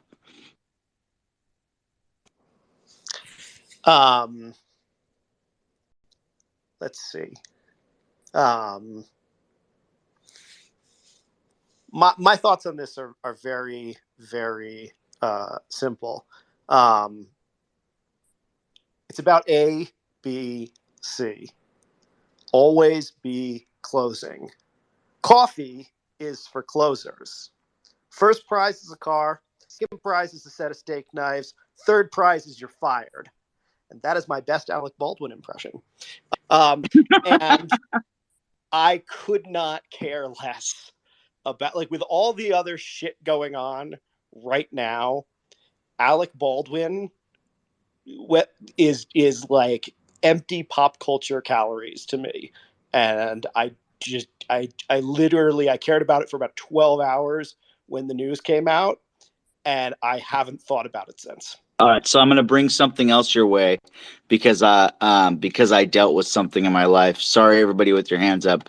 We'll get back to you. But your state, Nikki, is one of the highest states in putting people behind bars that are wrongfully convicted. And you will not be able to argue with me on this because I know people that have been through it. So Alec Baldwin shoots somebody and kills somebody, and he is not facing any charges. Yet the state you live in is putting people behind bars at a higher rate than any state who are innocent. So I get a little irritated with that because of, just seeing that where these elites can get away with stuff. And it seems to me like, yeah, I know it's not a big deal to the average person, but when you've been through some legal stuff, you see what other people are doing and what they've been through, and you're like, wait a second here. That person is getting away with stuff that the average person would not get away with. And when you don't have money, then you get locked up and put behind bars, and you're wrongfully convicted. So that's where I have a problem with it, Nikki, is because I look at it and I go, geez, that's ridiculous. Garris, I'm going to go through the hands. I know some of you might have had your hands up first, but I'm going to start with Garrison because of he's going to be an attorney at some point and get his opinion on this. And then I'll just keep going through. Can I respond to that very directly because you made a factual accusation? It is an absolute fact, though. It is not fake. I have personal knowledge of your state. Okay. So before you make a statement towards me, we'll talk in private about this because this is an actual fact, and I don't want to go too far into why on a recorded space. So sure, no, we can. I'm sure. I'm happy to talk about the personal side of it separately. I would just say that I was doing some decently quick Googling while you were answering that, and it seems that it's not true. That Colorado actually has one of the lowest rates over the last 30 years of exonerations. Compared to some other states like Texas that have one of the highest. But it isn't public data. We've done better than most states. Yeah, they're wrongfully convicting people by the thousands in Colorado with police stings, and I'll leave it at that. So, but I mean, other states are doing it too. I'm not saying they're not. I just know specifically of Colorado and a couple other states that are doing it at a higher rate. That's what I'm saying. So, Garrison, go ahead. So you brought up that I went to law school, and technically I love this story. My first year of law school in crim law, the professor asked the class if someone plowed through a red or a stop sign and just drove right past it and hit a car, family of four, and killed two of them. What type of punishment should they receive? And some people are life in prison, some people 10 years, some people all this stuff. And then he goes, okay, I want you to be honest. Raise your hand if you've ever accidentally sped past a stop sign and looked back and went, oh shit, did I just run that? And almost everyone's hand in the classroom went up. And he said the only difference between your hand being up and your punishment is that there wasn't another car there. We all make accidents. We all have mistakes. That's called being a human. And so if it truly was an accident on Alec Baldwin's part, I'm not the type to just lock him in jail forever. Everyone, that's called being a human. In crim law, there's actus reus and mens rea, and so it's going to lead me to my next question. So mens rea is the mental state of mind of committing a crime, and for most of the crimes that you're suggesting, that's an element that you have to prove that he intentionally did it with malice and actually wanted to kill that person for that crime to be there. So I guess my question to you, Jason, is what crime do you think that the prosecutors are you thinking manslaughter? And then, like, what are the elements of that? And does he meet all those elements? Negligence doesn't seem like he had a duty. I'm just confused on what crime you So, would charge him so with. what bothers me about Alec Baldwin though is it could be involuntary manslaughter, but here's the thing: he told the news, "I didn't pull the trigger." So you're already lying. You had to pull the trigger. The gun went off on its own. I just picked. No, I mean, are you serious, dude? So there's a lot of questions behind that, Garrison. You know what I mean? Well, lying to the news isn't necessarily a crime. I mean, it can be in certain, but it's not a crime I'm not to saying lie. that's a crime. I'm So, just what saying, crime would you involuntary manslaughter? yeah, he didn't, for picking up the gun and just even firing it. And what was his intentions? He hadn't, there's a lot of stuff we don't know about the situation with him and that one gal. They could make up a lot of stuff, but after it happened, he seems to have no remorse for what happened. He has not been. It just seems to me like something isn't right, and I don't think he should just go to jail. No, but I think he should have a trial, and he should have to face up to what happened. And I think a lot of these elites get away with stuff because they have a lot of money and they just cover up the facts. I'm with you on the idea that Alec Baldwin is a garbage person, and I disagree with his politics immensely. I don't like him as a human being generally, right? That said, I still think that like law should be blind and fair and equal, and even the people that I dislike the most should still get due process of law. And because of that, I just have a hard time charging. I don't think that he walked up to shoot that scene and thought, "Oh, this has a real bullet in it. I'm going to go kill this person today." I have a hard time I believing. don't think that either. That's not. I'm with you. Go ahead. Sorry.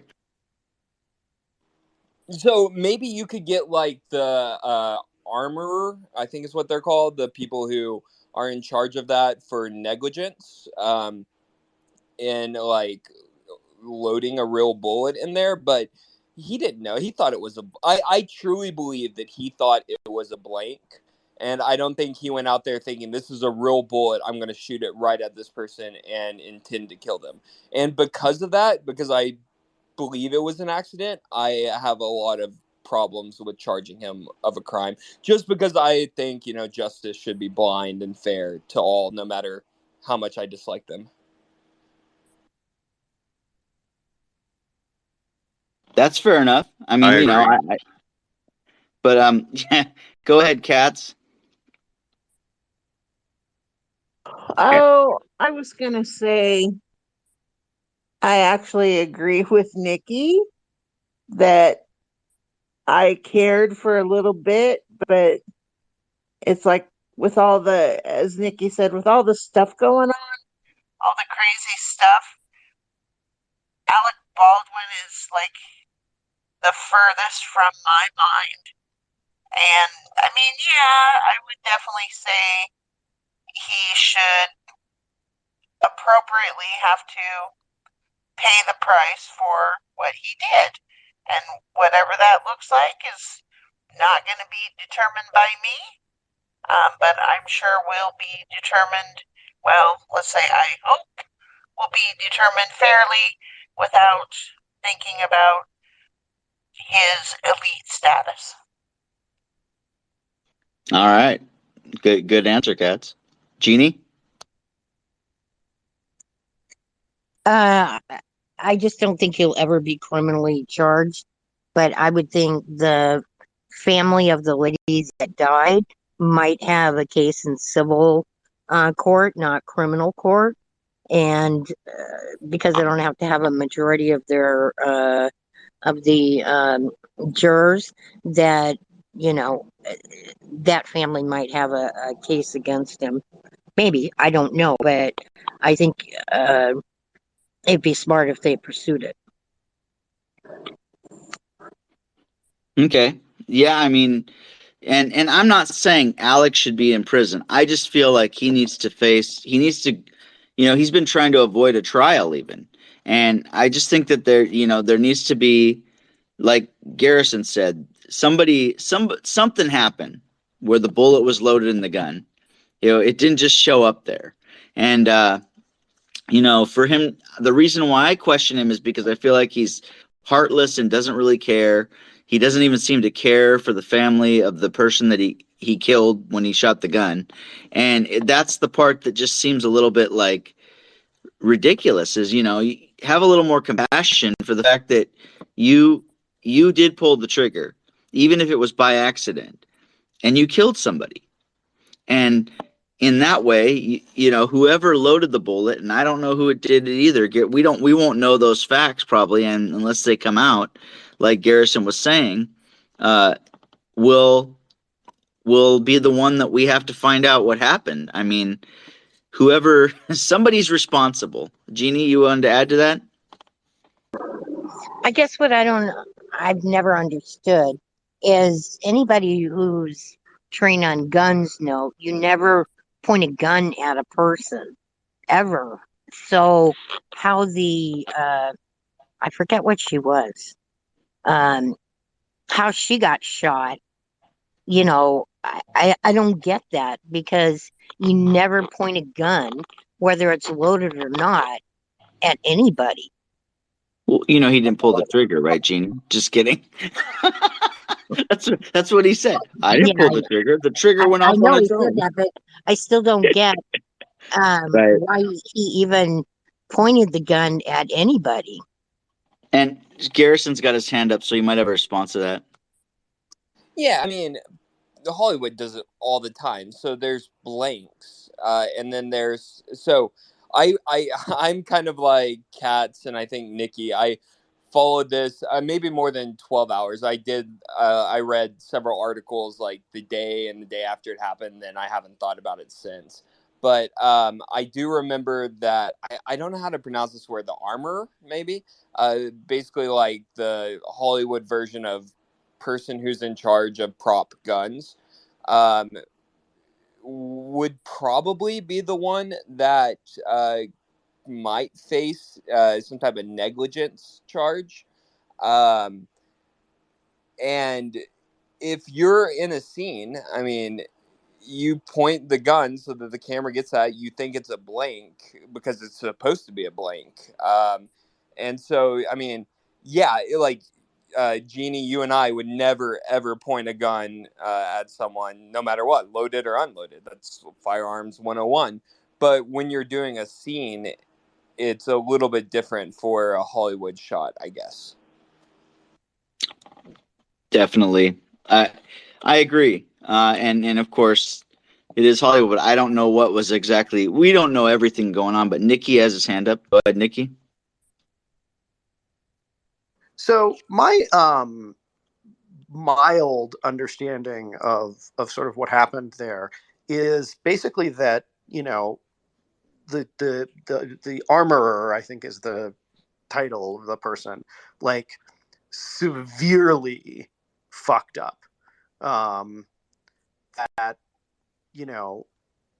this was a person who was horribly unprepared to do the job, had barely done it more than, a couple of times, was like the kid of somebody else who was a well-known armorer, but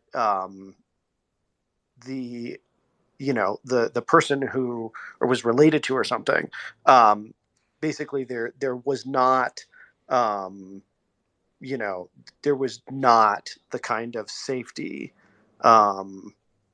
involved in preparing this stuff, which points very strongly toward liability for that person.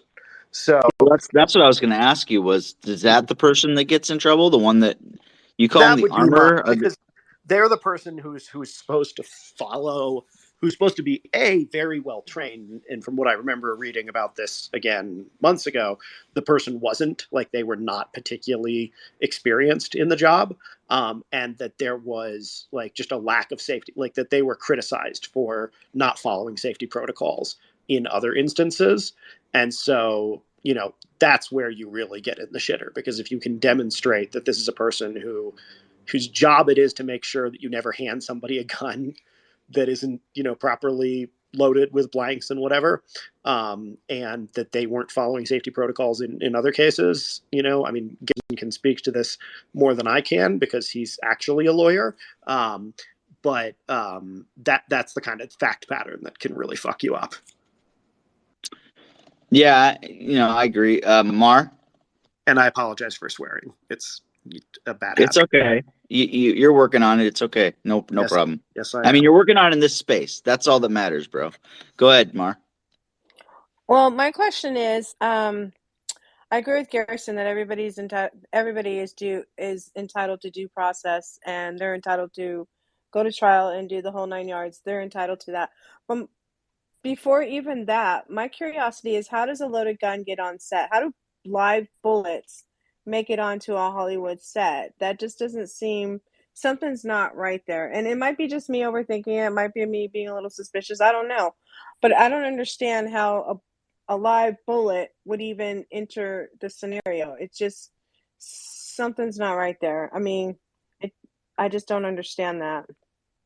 Well, and I think that's what Nikki was bringing up. Whoever was the one that had the gun and brought, because they're the ones that bring the gun out. Wouldn't they have some part of this? Garrison, go ahead. You had your hand up. Yeah, I'm trying to remember back to the story, but yeah. So the person in charge of the guns, Nikki was right that her dad was also in that profession and basically got her the job. Very untrained. Like a week or two before it happened, like half the staff quit due to like poor working conditions, and then they found on like the other side of the shoot that members of the crew were doing like target practice with the guns. And so I think the leading theory, and this could have changed since then because it's been a while since I've updated myself on the story, but at the time the leading story was they were doing like target practice and then they left a live round in the chamber, and the person in charge of the armory didn't do their due diligence to check it and make sure that it was a blank before shooting the scene. Do you think Alec Baldwin feels any remorse, Garrison? That's an interesting question. I mean, I can't get into his head, but like as a legal matter, I don't think that really matters, right? Like I whether got you. Yeah. like if you're going to charge him with a crime, I mean, sometimes it matters like in sentencing, like do they feel remorse? Maybe we'll give them a lesser sentence, but like when it comes down to like the elements of a crime, remorse, I can't think of a crime where remorse is an element or lack of remorse is an element to that crime. I think it was Jeannie earlier brought up a good question on like a civil suit for negligence, but like suing, like a wrongful death negligence type suit to sue the production company, especially given that like the week before a lot of the staff walked off because of like poor working conditions and negligent hiring is another tort that could go after for the nepotism of they hired the gun armor just based off of her dad's position and got her the job with very little training and no experience. So I find that really interesting on the civil side. That is interesting. Anybody else have comments on this before I switch the subject for a couple minutes? If not, we will go on to the next thing I wanted to bring up before the overtime hour. And so the next thing I want to bring up goes back to our president and his ridiculous, it's dementia. And I don't want to make fun of somebody for having dementia. We've all known people that have had it. It's actually sad, but for him to call out somebody who's been dead for a month and the White House tried to cover it up, but they didn't do a very good job of covering it up today when they were like, oh, well, he had the family in mind when he called her out, but he had his hand up and he was looking for her in the crowd. It's actually quite sad that happened today. And so I wanted to get some opinions on that. Let's talk. What do you think about that, my friend? Well, I showed that to my mom earlier, and she pretty much just said he's losing his damn mind because, well, he is. We know that he is. The man is not capable of the job that he sits in, but if he can't remember the fact that poor Jackie Walorski, who was killed in a car accident a month ago, was not there, never mind the fact that she has been dead for a month, and the fact, I mean, just that fact alone, that he was looking for her out in the crowd as well is just something that feels it's depressing.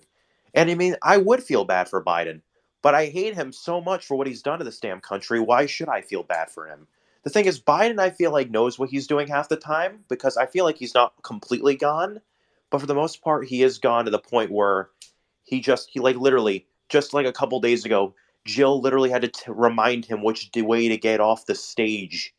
Okay, like he had to remind him.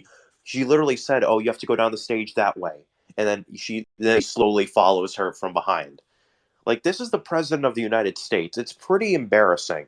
And I don't know if you know what Occupy Democrats is, but it's this Democrat. Yeah, I think we all know what Occupy Democrats is. They put out a tweet saying that about Jackie Walorski. They put out a tweet saying that President Biden reached out to Jackie Walorski and she didn't show up, and it was the most stupid damn tweet because they didn't even realize she was dead either. I mean, that's awful. It's pretty bad. I mean, never mind the fact that Occupy Democrats, like multiple other Democrat shill accounts, turns out to be fraudsters who seem to be spreading propaganda, making money off of stupid people.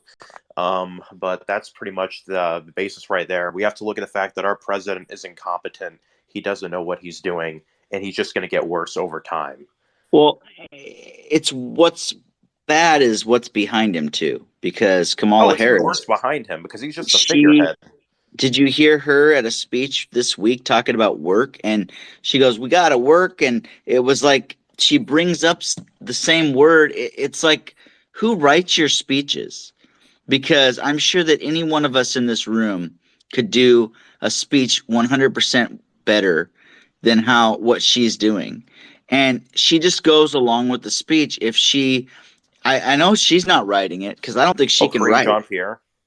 Here's Probably. The thing about Karine Jean-Pierre. The interesting thing about her is that she worked at MSNBC or CNN, okay? She's used to basically peddling this propaganda and lies and stuff like that. At least Jen Psaki had a bit of humility that even though she did lie a lot, it was hard for her. Like, she came out and literally said recently, now that she's out of that White House, she said, hey, if they connect anything to Joe Biden, then the Democrats are screwed.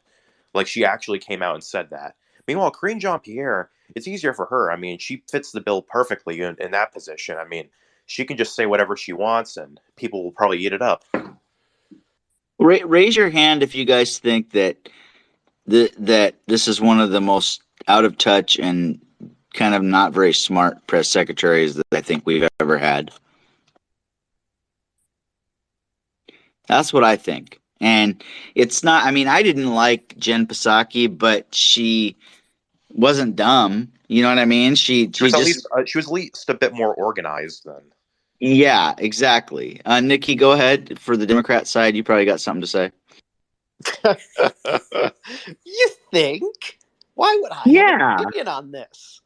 I am sorry, but the notion that I forget her full name. Honestly, I don't watch. Karine Jean-Pierre. Thank you. Is the least competent person to ever play press secretary. She is the kind of thing that someone would say if they haven't been following presidential politics for more than about the last 4 years. I've been following it for a long time. What'd you say? I've been following it for longer than 4 years, bro. Okay. Just out of curiosity, who were George W. Bush's press secretaries? I know. I'm asking him. No, I wasn't into politics until I got into it about 2008 when Barack Obama became president. So, but I didn't follow the press secretary stuff very much until I started following. Well, I did follow George Bush's, Sean Spicer, and from that point on. But you can name off some dumb ones. But I'm going to tell you right now, Nikki, that Karine Jean-Pierre is not very smart, bro. I mean, I understand that you can have opinion, but I'll tell you, there have been plenty of other press secretaries under Bush, under even under Obama, certainly potentially under Trump. Like, she is par for the course, is what I would say. She's what? And the notion that, I'm not going to say that she's the most intelligent whatever person in the world, but she is par for the course. And Sean Spicer was Trump, right? He was the first or second. Sean Spicer was awesome. I love how he fought back. Yeah, he was love great. how he fought back, and yeah, he was great. And then of course Kayleigh McEnany was awesome. I loved her, man. Yeah. Mm-hmm. This is my point, though, is you guys are going to love every person that was a Trump press secretary, or, you know what I mean? Like, it's partisan. You're going to hate everybody that worked for Biden or worked for Obama. That's why I think it's kind of a dumb, the actual, the people who sit in the room with her every day aren't calling her dumb. You know what I mean? Well, but you know what, though? You don't like what she's saying. But no, she says a lot of stupid stuff, though. You know what I mean, Nikki? Those two things. That's number one. Number two, I'm going to play press secretary for a minute here and just, give the answer I want to. Number two, Joe Biden has a more accomplished legislative record than Donald Trump did in 4 years. Joe Biden has a more accomplished legislative record in 2 years. He has gotten more legislation passed. He has conducted trips overseas. He has met with world leaders. Oh my God! He has done the job of president. Nikki. Now, you could say that he said stupid things. He's trolling, lads. But he has a more accomplished legislative record as president. He has killed terrorists just like Trump did. If you look at the actual job he's done, if you look at the actual work he's done, and not just some Fox News fever dream, if you look at the actual work he's done, he has done more. Whether you think it's better or worse, he has done more and done it successfully than Trump did. In 4 years, he's done more than in 2 years. Well, I mean, he's done more to destroy our country. Have a bit of a point. To the point that when we do win back both chambers of Congress, you will have been right that he did do a good job.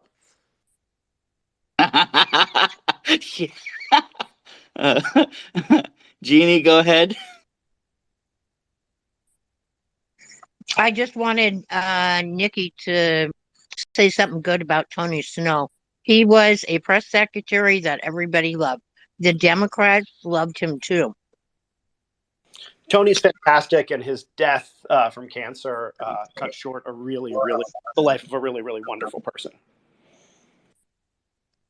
But what I'm saying is, he knew how to be a press secretary. He could make people laugh. You know, he was very laid back, but he was also very knowledgeable. And that's the kind of press secretary other people should strive to be, in my opinion. Who Completely. did he serve under? He had a lot of respect from pretty much everybody. Nobody said Tony wasn't. Like he had a long history in the industry. He was an ideal person for the job. By the way, Nikki, not everybody watches Fox News. I don't watch Fox News, so don't put people in a box, bro. I hate only Fox watch News. I only watch if it's with my mom, to be honest. Yeah, I do watch a channel I watch, but it ain't Fox News. So I'm just gonna say that when you put people in that category, you kind of, that doesn't make people feel good about you saying that about them. So don't assume. That's all I'm saying. Mar and then Rio. As a former Democrat up until 2016, I would say this press secretary is no. She is no Kaylee. Kaylee was amazing and she was smart. She was intelligent. This one is, I'd take the circle back chick over this girl. I didn't like her either. So she just doesn't make any sense. And as for Biden, I'm not even going to begin to go there, but I will say that after 48 years in politics, he's living up to his record in every way possible, doing nothing and just creating havoc. And Jen Psaki was not dumb, Nikki. She was actually pretty smart. She just got under my skin, like any of the Republicans. So I gave her credit for being smart. She just was annoying and got under my skin. So, but yeah, I just feel like, yeah, I agree. Rio, go ahead. Describes her. What was that? I just said that pretty much describes her. Who? Jen? Psaki. Yeah, she would get under her skin, but she knew how to speak at least. It was annoying. Sometimes I felt it was condescending, and I'm glad I wasn't in the press room and had her try to talk to me the way she talked to some people. I wouldn't have been nice to her. I would have had some words that wouldn't have been very nice after how she talked to if I was asking questions. Rio? So I'm not going to go off on a tangent or anything of that nature, but I will say this. The quote-unquote press secretary is to tell us what is going on, to answer questions, and answer questions with an answer, a solidified answer. And we haven't gotten that for a long time, and I get it, but then there comes a time when it's just blatant stupidity. That's all I'm going to say. Definitely. So Katz and then Garrison, and then Katz after Garrison. You can do the guidelines. And by the way, Nikki, I appreciate you, bro, even when we disagree. So I always do. Go ahead, Katz. So about Psaki, I'm just going to say that we could have really, really whittled down the time on those press conferences a great deal if she just would have made some effort to curb her excessive verbal pauses. I mean, what did we have, like 800 ums per press conference? I mean, in my former life, I did public speaking, and I taught myself to avoid the ums and other verbal pauses. And it wasn't that hard, but yet she couldn't do it for her education. Yeah, guys, just so you know, working with Katz is amazing, but sometimes, she can correct you, your things you type and be like, hey, which one of the yours is it? What, she's very good at letting you know when you have when you have it, and that's good. I've gotten more aware of it, so I'm glad of that. But Katz does know a lot about that stuff, so I respect her in in that with that stuff. I think it's amazing. Garrison? Yeah, especially when you try to do voice to text, Jason. It always comes out just scrambled. My voice to text sucks. I'm just gonna say it, I it changes know it words. does. I'm like, I didn't say that. I know you text me and I'm like, what is he trying to get across here? No, I wanted to push back on Nikki first. That like, no, I thought Jen Psaki was actually really good. So to REO's point, the role of press secretary is the propaganda wing of the United States government, of the executive branch. She is just going to go out there and propagandize whatever she can, and that's her job. And Jen Psaki did a good job of that. I think the current one is doing a poor job. So like I can give credit to Psaki and also criticize the current one. And I think the problem comes down to not basing it on a meritocracy. They picked her just like they picked the new Supreme Court Justice Brown based on identity politics. And when you pick someone just because they're a black lesbian woman, doesn't mean you're going to get the best person for the job. And they really limited themselves. And that's a good critique of the modern Democratic Party in general, is they're no longer a meritocracy. They're affirmative action to a fault, where they'll give someone the press secretary even though she's not the most qualified or the best person for the job. And you can see that given who currently holds that position. And as a conservative, as a Republican, I honestly kind of love watching them just like eat themselves and pick terrible people based on identity. But as an American, I hate it because we now have a Supreme Court justice who was chosen just because of her gender and her race, not because of her merit. We have a press secretary who across the world leaders look to this to see our propaganda, what we spin out, our message to our country and to the world. And as an American, I wanted to be the best person for the job. And it's kind of an embarrassment to have the current press secretary sitting in her role. And that's, speaking of that, Garrison, before we go on to the next thing, she did on that first day come out and say, I'm black, I'm lesbian, I'm the first this, and I'm the first woman. And that stuff I think does go rub people the wrong way, especially when we're trying to, like, can you come out and tell us what you're going to do to help the president, right, in that position? And so Nikki has his hand up, Garrison, and I'm going to let you respond to Nikki afterwards because I like to do that. So go ahead, Nikki. I was going to ask Garrison, could you just restate for me, not Garrison, Jason, could you just restate for me what you thought about Jen Psaki?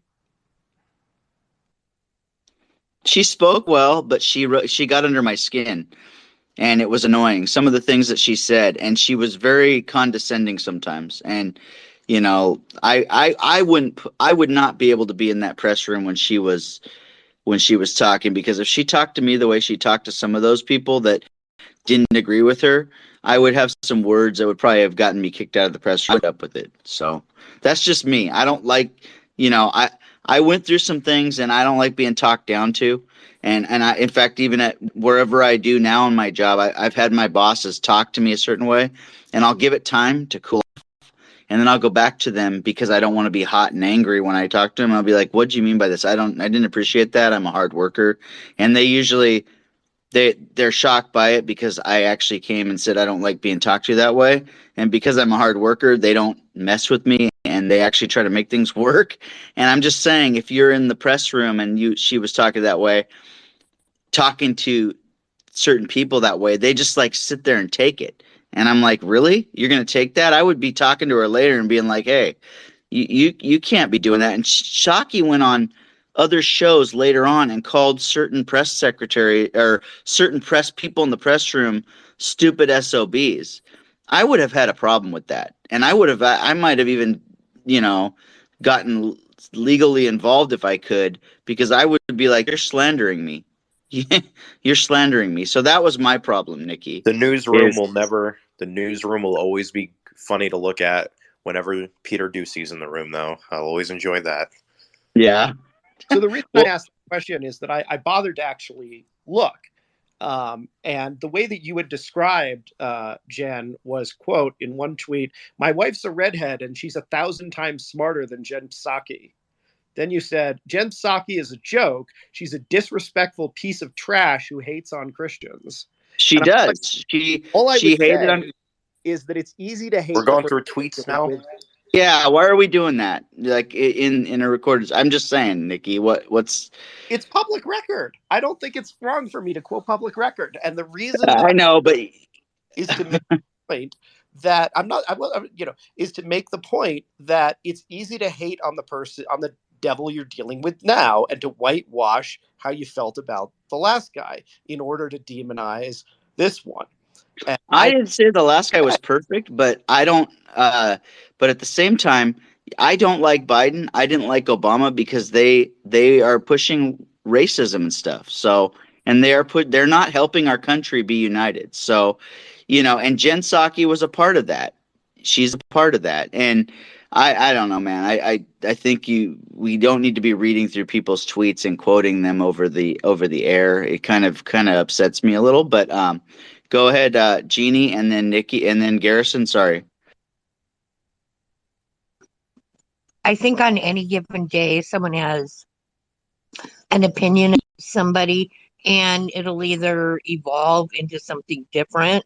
But I know I have said things that on, a day where someone really irked me, I will make a pretty startling comment. And it was true that day. It doesn't mean it's going to be true, 2 months from now, 2 years from now. But it was true on that day. That my opinion was true that particular day. And I think the same would probably hold true, even though don't want to put words in Jason's mouth. But, sometimes that's how you feel. Exactly, and I'm a fiery guy, so you're right, Jeannie. I can have my words that come out and be fiery, and I don't apologize for that, but I am a little bit irritated right now. Go ahead, Garrison. I feel your irritation. So I just wanted to say Nikki's real name is also public record, but out of respect for him and his wish for anonymity, I don't say that. I call him Nikki. And second, he's done the same to me. One time, I was hosting a space, and he looked up my voting record, found out that I missed voting in like one midterm, like 6 years ago, whenever I was in college or something, and then tweeted it out and shared it to the space. So he has a tendency and a record to do that. I mean, honestly, like after I saw that, I was like, oh, I only missed one in like a decade. Wow, I'm kind of proud of myself. You're trying to insult me, but actually it shows that I actually vote almost every time. And so he just has a pattern of trying to do stuff like that. And like I said, I know his real name, but out of respect to him, I'm not going to say it. And I call him Nikki because that's what he prefers, because I'm not a jerk like some other people can be. I'd love to respond to that if I can, but that's up to you, Jason. Okay. So the first thing I'd say is, I don't believe in doxing people. And I don't believe that, if you're already public with your first and last name, that looking up information about not your address or anything like that, but simply what elections you voted in, which again doesn't give me any more information about where you live or your phone number or that kind of thing. And I didn't publish any private information about you. I was just very careful not to include anything like that in anything that I put up. But I take your point. But I will say, I honestly, this is just a point of disagreement. I think if you tweet something, it is public record. This is a public website. your opinion. If you want to take down tweets after the fact because you no longer support them, you can do that. It's the easiest thing in the world to delete tweets. I stand by everything I ever tweeted. And I because I'm always conscious of the fact that, it's up there. Your opinions are going to be up there. And I think that, part of the freedom of speech and the fact that we complain about websites not letting us post certain videos on YouTube, not letting us post certain tweets on Twitter, is guess what? You get to be held responsible when you do. Guess what? Your thoughts matter. Your words, you don't get to run away from your words. Well, and the host of this forum is not running away from his words. I don't like Jen Psaki. She was better than Karine Jean-Pierre. That is my statement, and I stick with that. Anything else, though, is just, it can just start to get, out of hand. And I will complain about a video being taken down off of YouTube if I feel like it shouldn't have been, even though, you know what I mean? And that's just where I stand with that. And I'm not a guy that is going to sit back. I'm a fighter. I will fight for what needs to be fought for. I will fight for other people. So I understand where you're coming from, but that's where I stand, and I'm going to leave it at that because I don't want to keep going and burying a dead, keep beating a dead horse or whatever. And that was probably the wrong term to use, but Katz, go ahead and do the guidelines, and then you could take over, bro. Sorry it was later. All good. Okay. All right. Welcome, everyone. We've got several listeners down at the bottom. You can certainly keep listening, whatever you're comfortable with, or join in. So, as freedom thinkers in the Conservative Political Forum, we believe in and value our constitutional rights. We also recognize that even among ourselves, we're going to have varied opinions. Our forum is a safe place for everyone. We don't tolerate personal attacks or raise voices. We also ask you are considerate of persons who prefer not to hear profanity. Think of it as a PG forum. Please be self-aware of your mic time. We want to make sure everyone who wants to contribute to a particular topic is able to. Take it away. Let's talk. All right. Thanks, Katz. All right, guys. We are precisely 40 days away from the midterm elections. Can you believe it? Only 40 days. That is precisely about a month and a half away at this point.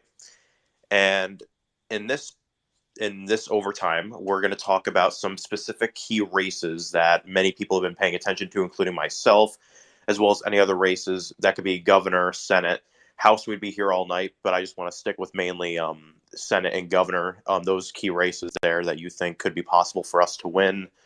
And I'd like to just tell you guys really quickly before I go to you guys about your opinions on some of these races, what I've been looking at. So in Arizona, we obviously have for governor, Kari Lake versus Katie Hobbs. This race has been seen to be what people expected to be a much closer race, but as of recently, I've been able to look at it as a race that could be very good for Republicans. Kari Lake has done very good with, appealing to independents. So the rate in Katie Hobbs is not accepted a debate from her. So it is very well safe to assume that while it will probably be still not a likely race, it could be possibly a lean race, in my opinion. And when we go off from Senate will probably be much closer. Mark Kelly does have a big war chest behind him, about $50 to $60 million. Blake Masters is trying to get funding as he can, but the funding will probably come in from hopefully Trump and McConnell within the next weeks or so. And so the race will be a bit tight. It will be a tight Senate race, but Blake Masters does seem like he's running a campaign, so it might go down the wire. It is a possibility that he could beat Mark Kelly, but really it's not safe to assume. So it could be a too close to call race there. And then Pennsylvania, we have Doug Mastriano and Josh Shapiro there.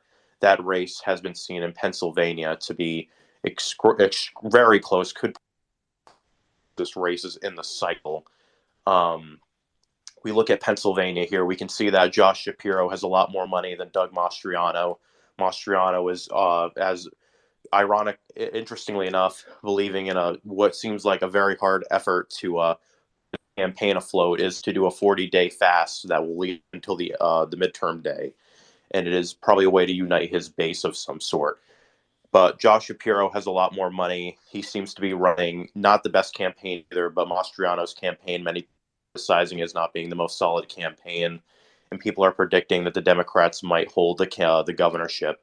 But, it's still too close to call there. Meanwhile, with Oz in Pennsylvania against Fetterman, we all talked about Fetterman and his condition of him having a stroke.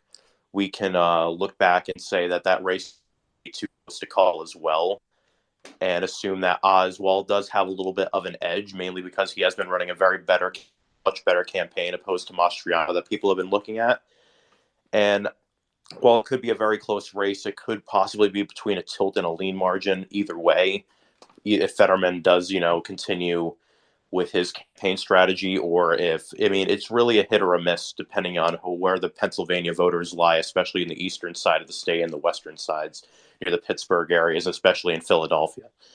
But those are like the three key states, as well as Nevada, which is looking very good. Another state that will probably be the easiest to pick up, three that I've already mentioned, with Adam Laxalt and Steve Sisolak, who is not Steve Sisolak, Joe Lombardo, who we could possibly get into seats for Senate and governor in Nevada, probably being a much easier path to victory there in the state, as opposed to those three. And there's numerous other ones, but I'd like to get your idea on certain Senate or governor key races. Katz? A couple things. I'll ask this question first. Do you have any thoughts on Patty Murray versus Tiffany Smiley in Washington State? Yeah, that's a good question. So I have not looked at that race in a little while, mainly just because recently when I had looked at the Senate race in Washington, it showed that Smiley was polling very close to Pat Murray, and that seems to have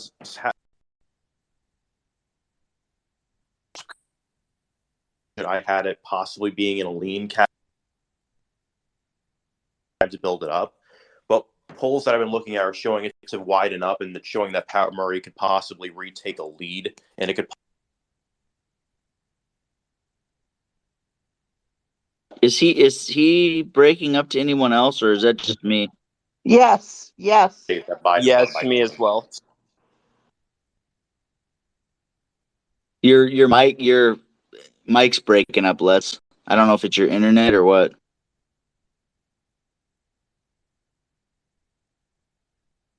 You have to press the little mic button in order to, you can't. What was that? Your mic was breaking up. Your microphone's breaking up. Can you hear me?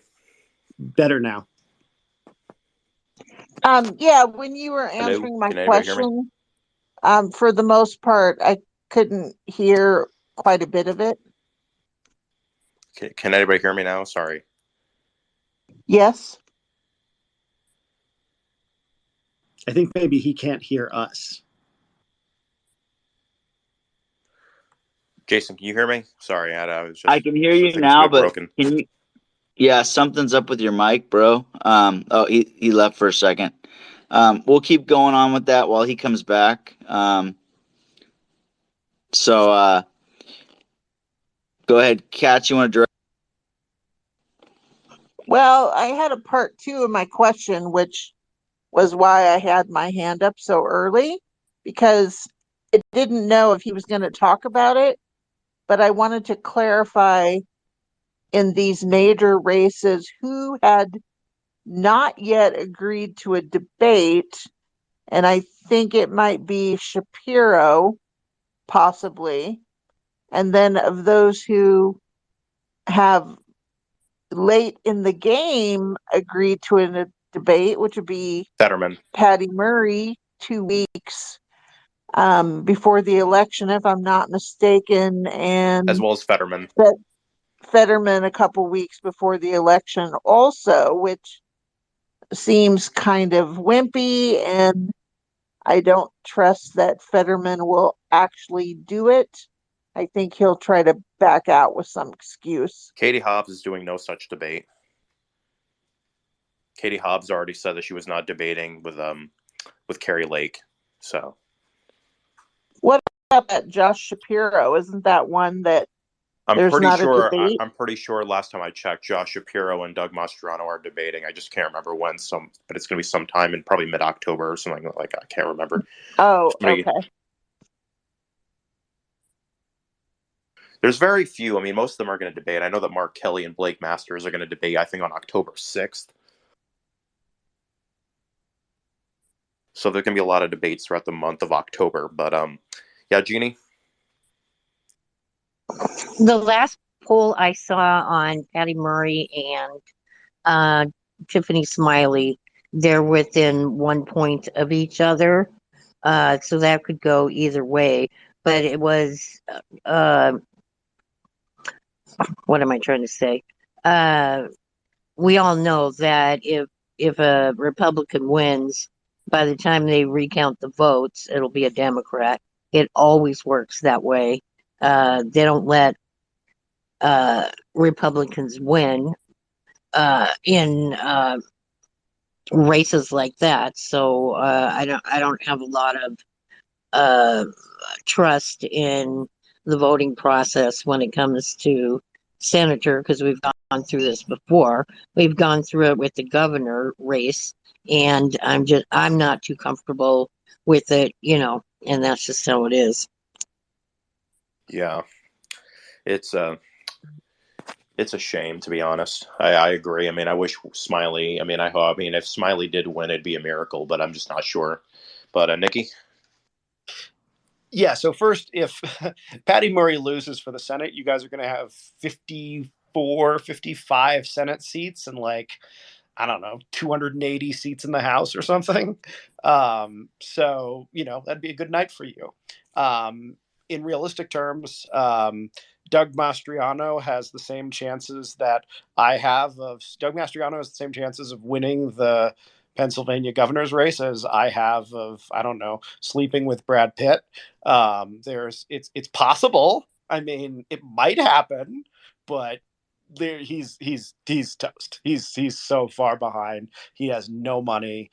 I mean, there's just, even when the donor base has abandoned you, and they've gone to other places, you're completely effed. See, I didn't swear.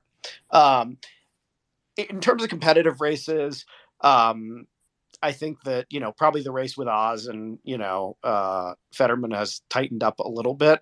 But, it looks like Fetterman's still ahead. Question is how the undecided's going to break, basically. Maybe if there's movement because of the debates or just what the hell ever happens.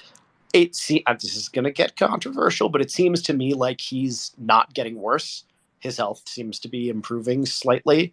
So he's giving speaking events and things like that. Like, things aren't getting worse. And so as long as he's able to make it through the next month and a half, and, do decently well in a debate where his expectations are below the floorboards, if he doesn't literally drool on stage, people will think it's a win, which is kind of nice. Then he'll probably be fine. The race I'm most worried about is probably Katie Hobbs and Carrie Lake, both because that's going to be tight, and second because Carrie Lake is uniquely bad. She is telegenic. She has legs that go all the way down to the floor, and she's great on television, and she is absolutely off the wall nutso, denying the election, all the stuff that Democrats hate. And so it would be very bad for the country if she won. And so it does not surprise me that Katie Hobbs is not debating her, because, Carrie Lake is a professional television person. It'd be like me trying to get into a libertarian off with Garrison. I could probably outdo him in 1 or 2 columns, but he'd kick my ass in the other 20. And so it's why would I even bother? There's no point. trying to do that. So yeah, it doesn't surprise me she's not debating. At the end of the day, politics is about winning elections, and if something is not going to benefit you in terms of winning the election, you probably shouldn't do it. So that's why that's happening. And I think Blake Masters is going to get his little punky ass kicked. All 6'2" of it. Like he's not going to beat the astronaut. He's not running a good campaign. Nikki, because I liked you, or since I like you and you're like my friend, kind of, I was gonna like not brag at you as much, but you're really tempting me to, like, if they win, to brag. Oh, absolutely. You should throw this in my face if I'm wrong. All right, Cats. So I'm not trying to change the subject. I mean, it is kind of somewhat on topic, but honestly, I don't understand how anyone can know the history of Fetterman's life and hear his policies and vote for the guy.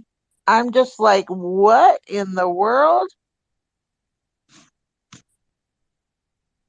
Yeah, it depends on what. At the end of the day, it's Pennsylvania that's going to figure that decision out. I mean, I hope to God they don't vote him in, but it's Pennsylvania at the end of the day, and if they vote him in, well, they make the bed that they sleep in, and they deal with it. But Jeannie. Sometimes I listen to other spaces when Jason isn't available to do one. And I've heard a lot of talk lately about Trump has a big war chest and he's not passing it out to any of the candidates, at least yet, for those that he endorsed.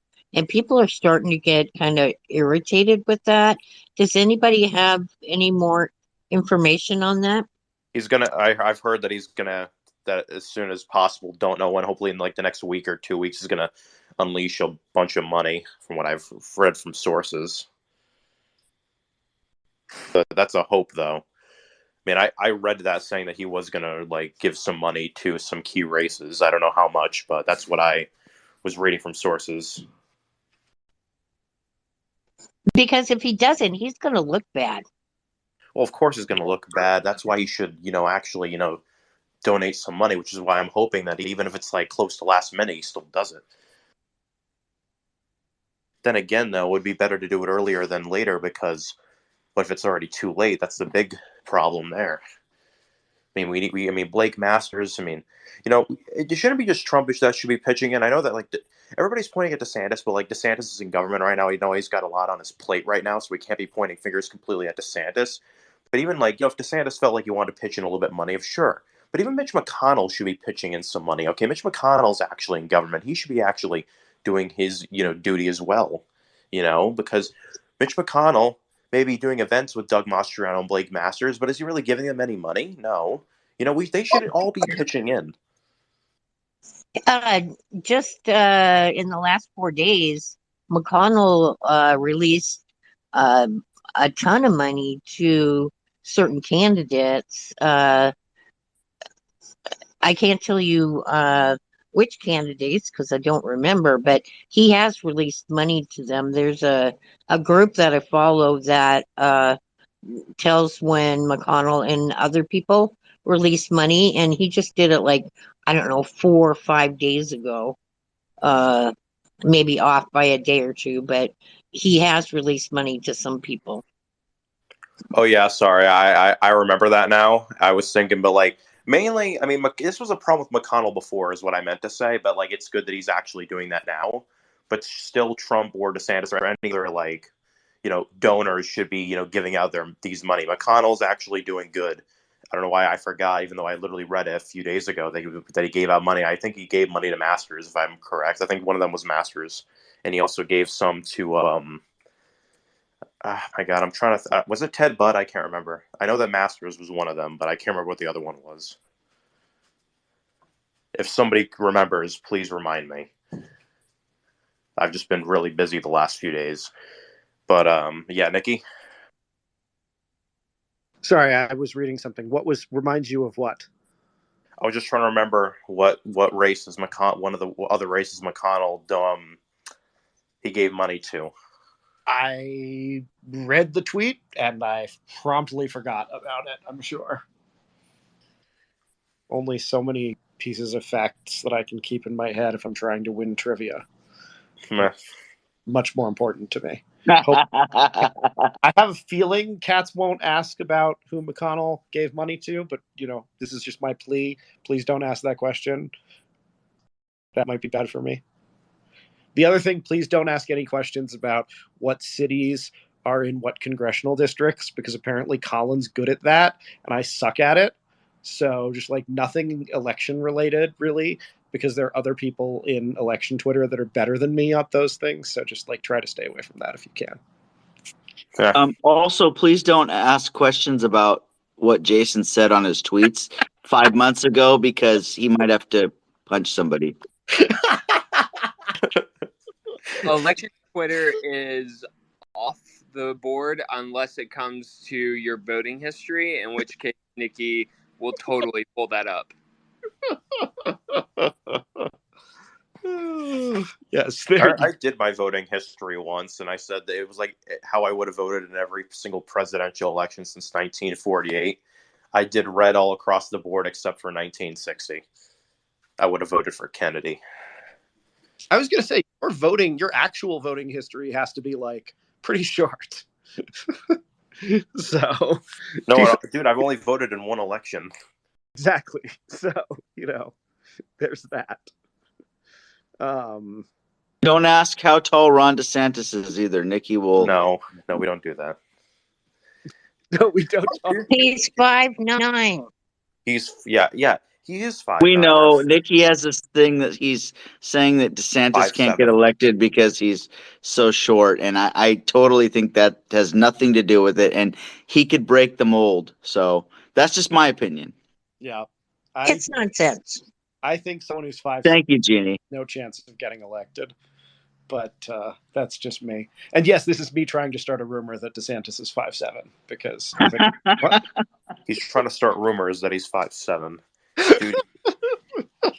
Because the last thing he's going to do is come out and publicly say how tall he is, because then he would have to admit that he's like shorter than Trump. And how tall are you, Nikki? Me? 6'5". Nikki's 3'2". I actually remember how tall he is. I'm just not going to say it. Thank you. I appreciate it. Yeah, I remember how tall he is too. Oh, I could give that away, but I won't say it. I'm not joking. I actually know how tall he is, dude. I remember his stuff, but I'm out of respect. I'm not going to say it. Thank you. Yeah, I was in your room, Let's. I was in your room, Let's. So that Jason, just don't say it.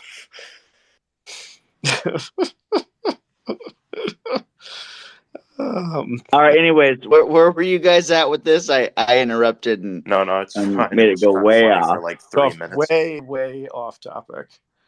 But I should ask a question about cats. Not like you personally, but like cat.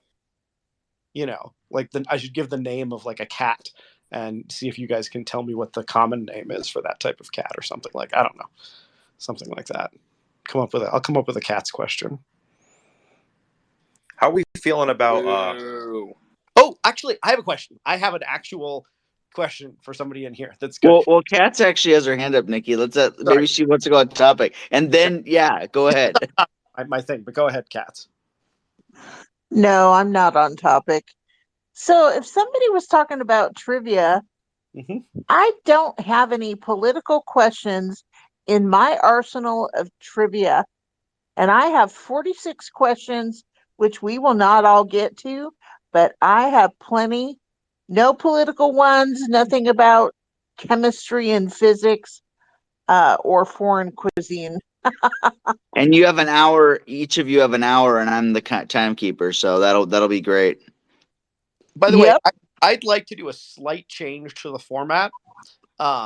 Instead of having it be King of the Hill, and you get points for every question that you answer correctly, that it's King of the Hill, and you get points for every question that you answer correctly as King of the Hill. So, like in volleyball, where you don't get a point when you're not serving.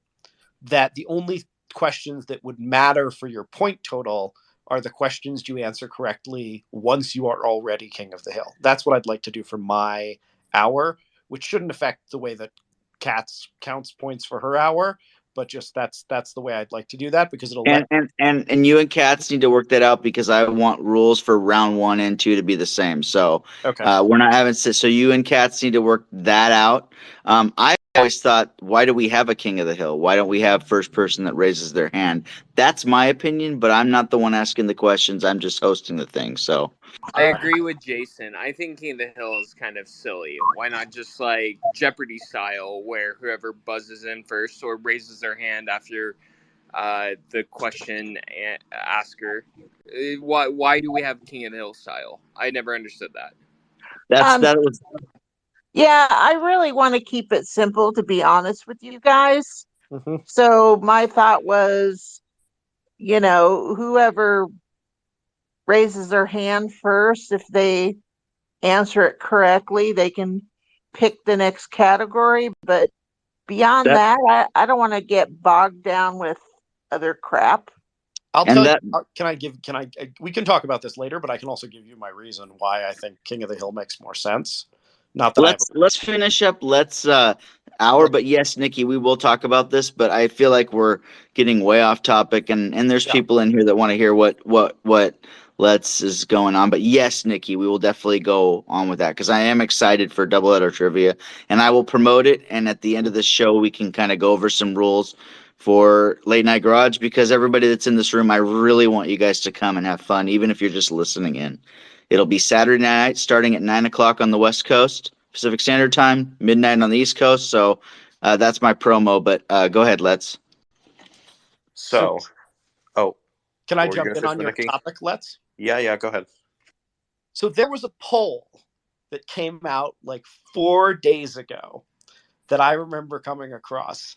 And let me see if I can put it up in the deck, because I think it will give some framing to what I'm about to say. What race is it for? Well, it wouldn't be a surprise if I can already guess what it's going to be. Okay, go ahead. Pennsylvania. No, it is not. It is this. If you wouldn't mind taking a look. What? Oklahoma? What the hell? Yes, Kevin Stitt is in the fight of his life. And I think there's a certain other member of the space that wants to get in on this one. What do you think about that, Garrison? Jesus, Garrison. I want Democrats to take all the money that they're spending in Pennsylvania, Arizona, Georgia, Florida, Ohio, any of these battleground states, and just pump it all into Oklahoma. And I want you to just truly believe these polls. And I want you to spend all of your money here and not spend a dime in Pennsylvania or anywhere else. Please do that, because, yeah, you're at the fight of your life. You have an actual chance to win the governorship of Oklahoma. You go for it. You keep wasting your money. Make my day. Now, if I remember correctly, and I don't have it up in front of me, there's also a pretty darn competitive race for like superintendent of instruction or something like that, like state education. Is that right? You keep thinking it's competitive and keep spending your money here. Her name, the woman who's running for that, the Democrat, is polling ahead, not like 1 point behind, but like a couple points ahead in Oklahoma. They do this every election cycle in Oklahoma. They always it's like how we do New Hampshire. Like, I'm so tired of Republicans spending money in New Hampshire and getting let down every single time. But you guys keep doing it in Oklahoma and Texas and states like that. I mean, yeah, so I can break it down. Like Joy Hoffmeister, who is a Republican who changed her party just to run against it. Fine. Like, honestly, like, if you actually think you have a chance in Oklahoma, I have some oceanfront property in this state to sell you as well. So what would you say are the honest chances of Democrats winning any statewide office in Oklahoma in the 22 cycle? I mean, I'm not going to say zero. I mean, so every single statewide elected partisan office was elected Republican. The only one that's not currently a Republican is Joy Hoffmeister, who ran as a Republican, changed her party to Democrat to later try to run against our current governor. All 5 of our House of Representative members are Republican. Both of our senators are Republican. I think Trump won the state by like 65%. Every single county in the state of Oklahoma has voted Republican since 2004. Since Al Gore. Al Gore was the last one to win a single county. There's 77 counties in the state, and Al Gore in 2000 was the last one to win one single county. But if you want to blow your money here, be my guest. I'm just saying, Jenna Nelson has a 5-point lead over Ryan Walters in the poll that came out yesterday. And what was Hillary's lead over Trump? About 3%, and that's what it ended up being nationally. So I'm just saying, I think there's a decent chance that there'll be a Democrat. You'll have a Democrat representing you. Yeah. Well, I mean, I guess we Nikki, did elect Nikki, Kendra everything Warren. else that you're saying is in your opinion, but Oklahoma, that's just wish casting, bro. Exactly. We did elect Kendra Warren, and she got a whole 2 years in office before we voted her out. Drew Edmondson had his dreams to beat Stitt. It just, like, I love it when Democrats do this and they get their little pipe dreams going. I mean, we do it too. Republicans do it in New Hampshire and other states, but like, yeah, be my guest, Governor. And I'm feeling pretty confident. We're hoping for Tiffany Smiley here in Washington, but we know it's still a long shot, but we hope. My governorship's going to flip, sadly. What's going to flip? Massachusetts. Maura Healey's going to win. Hosed. That's going hard liberal. Yeah. We're going to turn into the People's Republic after. Oh, God. This is why I want to get the hell out of this state. Yeah, no, it's Massachusetts is turning red, communist red. Yeah, if it turned red, I mean, dude, if I was like governor of Massachusetts and I had the opportunity to like turn this into like a MAGA metropolis, that'd be hilarious. What do you guys? Here's a good question on topic. What do you think is going to be the biggest surprise race? Like, what's going to be the biggest? You mean a sleeper flip? Yeah, like Kendra Horn in Oklahoma in 2020, I think that was. Like a random either. There's one governor's race that I'm feeling confident in. Race, the people are just going to be like, where the hell did that come from?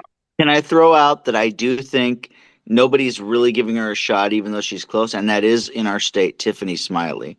She could be a surprise because people are sick of the stuff that's going on. In fact, Patty Murray's putting out a bunch of attack ads just because she's catching up in the polls. My surprise one is. Am I right? Am I right though? I agree. Yeah, I just, do you know what I'm saying, Nikki? I didn't hear from Nikki either because he's the one that asked the question. I honestly haven't. I had not been following the Washington Senate race at all. Like, I couldn't have told you who the nominee was going to be. Okay. Republicans. So, yeah, it's that one I really couldn't have no appreciation of. Some people pay attention to more races than others, especially if they're more important or crucial. What were you saying, Les? You had a name? Oh, I was just going to say one that I was feeling pretty confident in. It was Mark Ronchetti in New Mexico for governor. He's running a pretty solid campaign, pretty good campaign, and Lujan Grisham is not that popular either, so he could give her a run for her money and pull a sleeper flip. If I had to, can you guys still hear me? Yeah. Oh, yeah. If I had to say for governor, the one that I think could flip, that would be a surprise to most people, it'd actually be Oregon. Not because Yeah. the polls don't have it as a likely win, but just because nobody's talking about it. I haven't heard anybody saying, Oregon governor might go Republican. 538 has it 60-40 right now for Really? 60, Seriously? That a Republican yeah, could get that? yeah, it's 46-44 in percentages, like percentage estimation. So I mean, it is the most recent polling. In fact, aside from one, have all had the Republican up by 1 or 2 points. So there's one poll that has Kodak up by 10. The rest of the polls all have the Republican ahead very, very narrowly. So, I mean, and it's because it's a three-way race. It's a three-way race, exactly. And so right now there's enough vote for the third party, which, it's possible it could even go to that person if things fuck around. Sorry. Yeah, it's really a 50-50 shot depending on how the people vote for. But if Drazen does win, the Republican, she will be the very first Republican governor elected of Oregon since 1982. Yep. And, don't tell me his name. I used to live in Oregon. Oh, God. No, I don't remember. Do you know who it was? No, I do not remember, but it was 40 years ago, so... Yeah, but it's going to bother me. Like memorized. He wasn't born until 20 years later. Yeah. Right, 20 years later. Yeah, 2002. It was, nope, that's Massachusetts. It was Nicotia. Yeah. Okay. Yeah. What was the name you said? Victor. Yep, that's it, yeah. Nicotia. Was the last Republican governor of Oregon. And yeah, I mean, it's not impossible, which would be ridiculously interesting. I think I'll say this, if he does get elected, I think the Democrats would start working literally immediately on a ranked voting initiative in Oregon. I think that would happen. They'd start gathering signatures for that before the guy was even officially inaugurated. That's how fast people would be like, this is never happening again. I also think that it would be very hard for Drazen to even in a 2026 blue wave year even win re-election if she did win. Yeah, but 4 years. I mean, 4 years is 4 years. It's like if you're a Democrat, you'll take 4 years of Laura Kelly, even if you think you've got zero chance of holding on to the seat. So. Yeah, speaking of Laura Kelly, I still think she's going to lose to Derek Schmidt. Hey, let's Katz has had her head up for a bit. Oh yeah, sorry, I didn't notice that. Yeah, cats. Cats have paws, not hands. That's right. Sure. Don't notice me, really. You haven't said anything about the Texas governor's race. I don't think that little weasel Beto has any chance in heck, does he? Yeah, that's because Beto's going to get completely hosed. Like he's going to lose by 10, probably 12-15.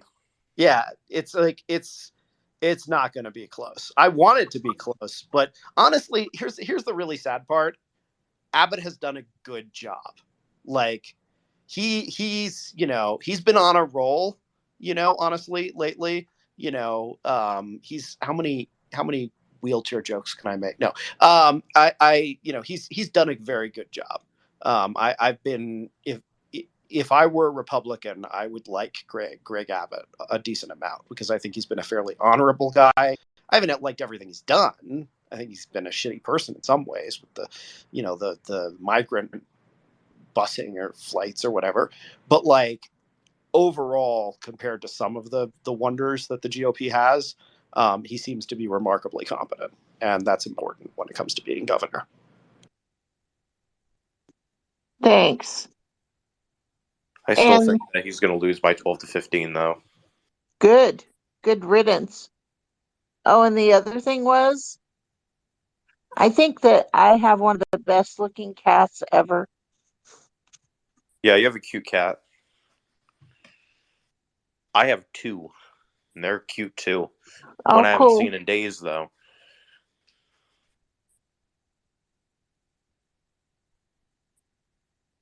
I don't know where he is exactly, but, somewhere in the house.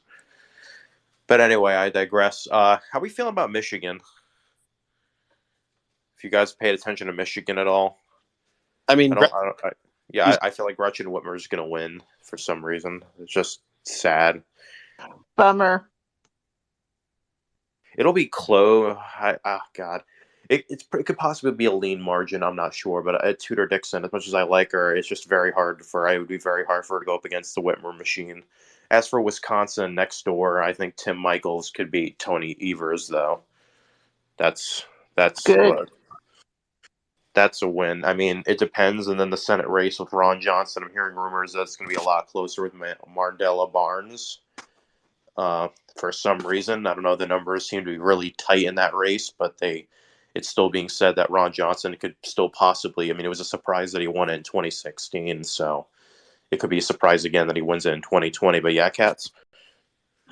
How far is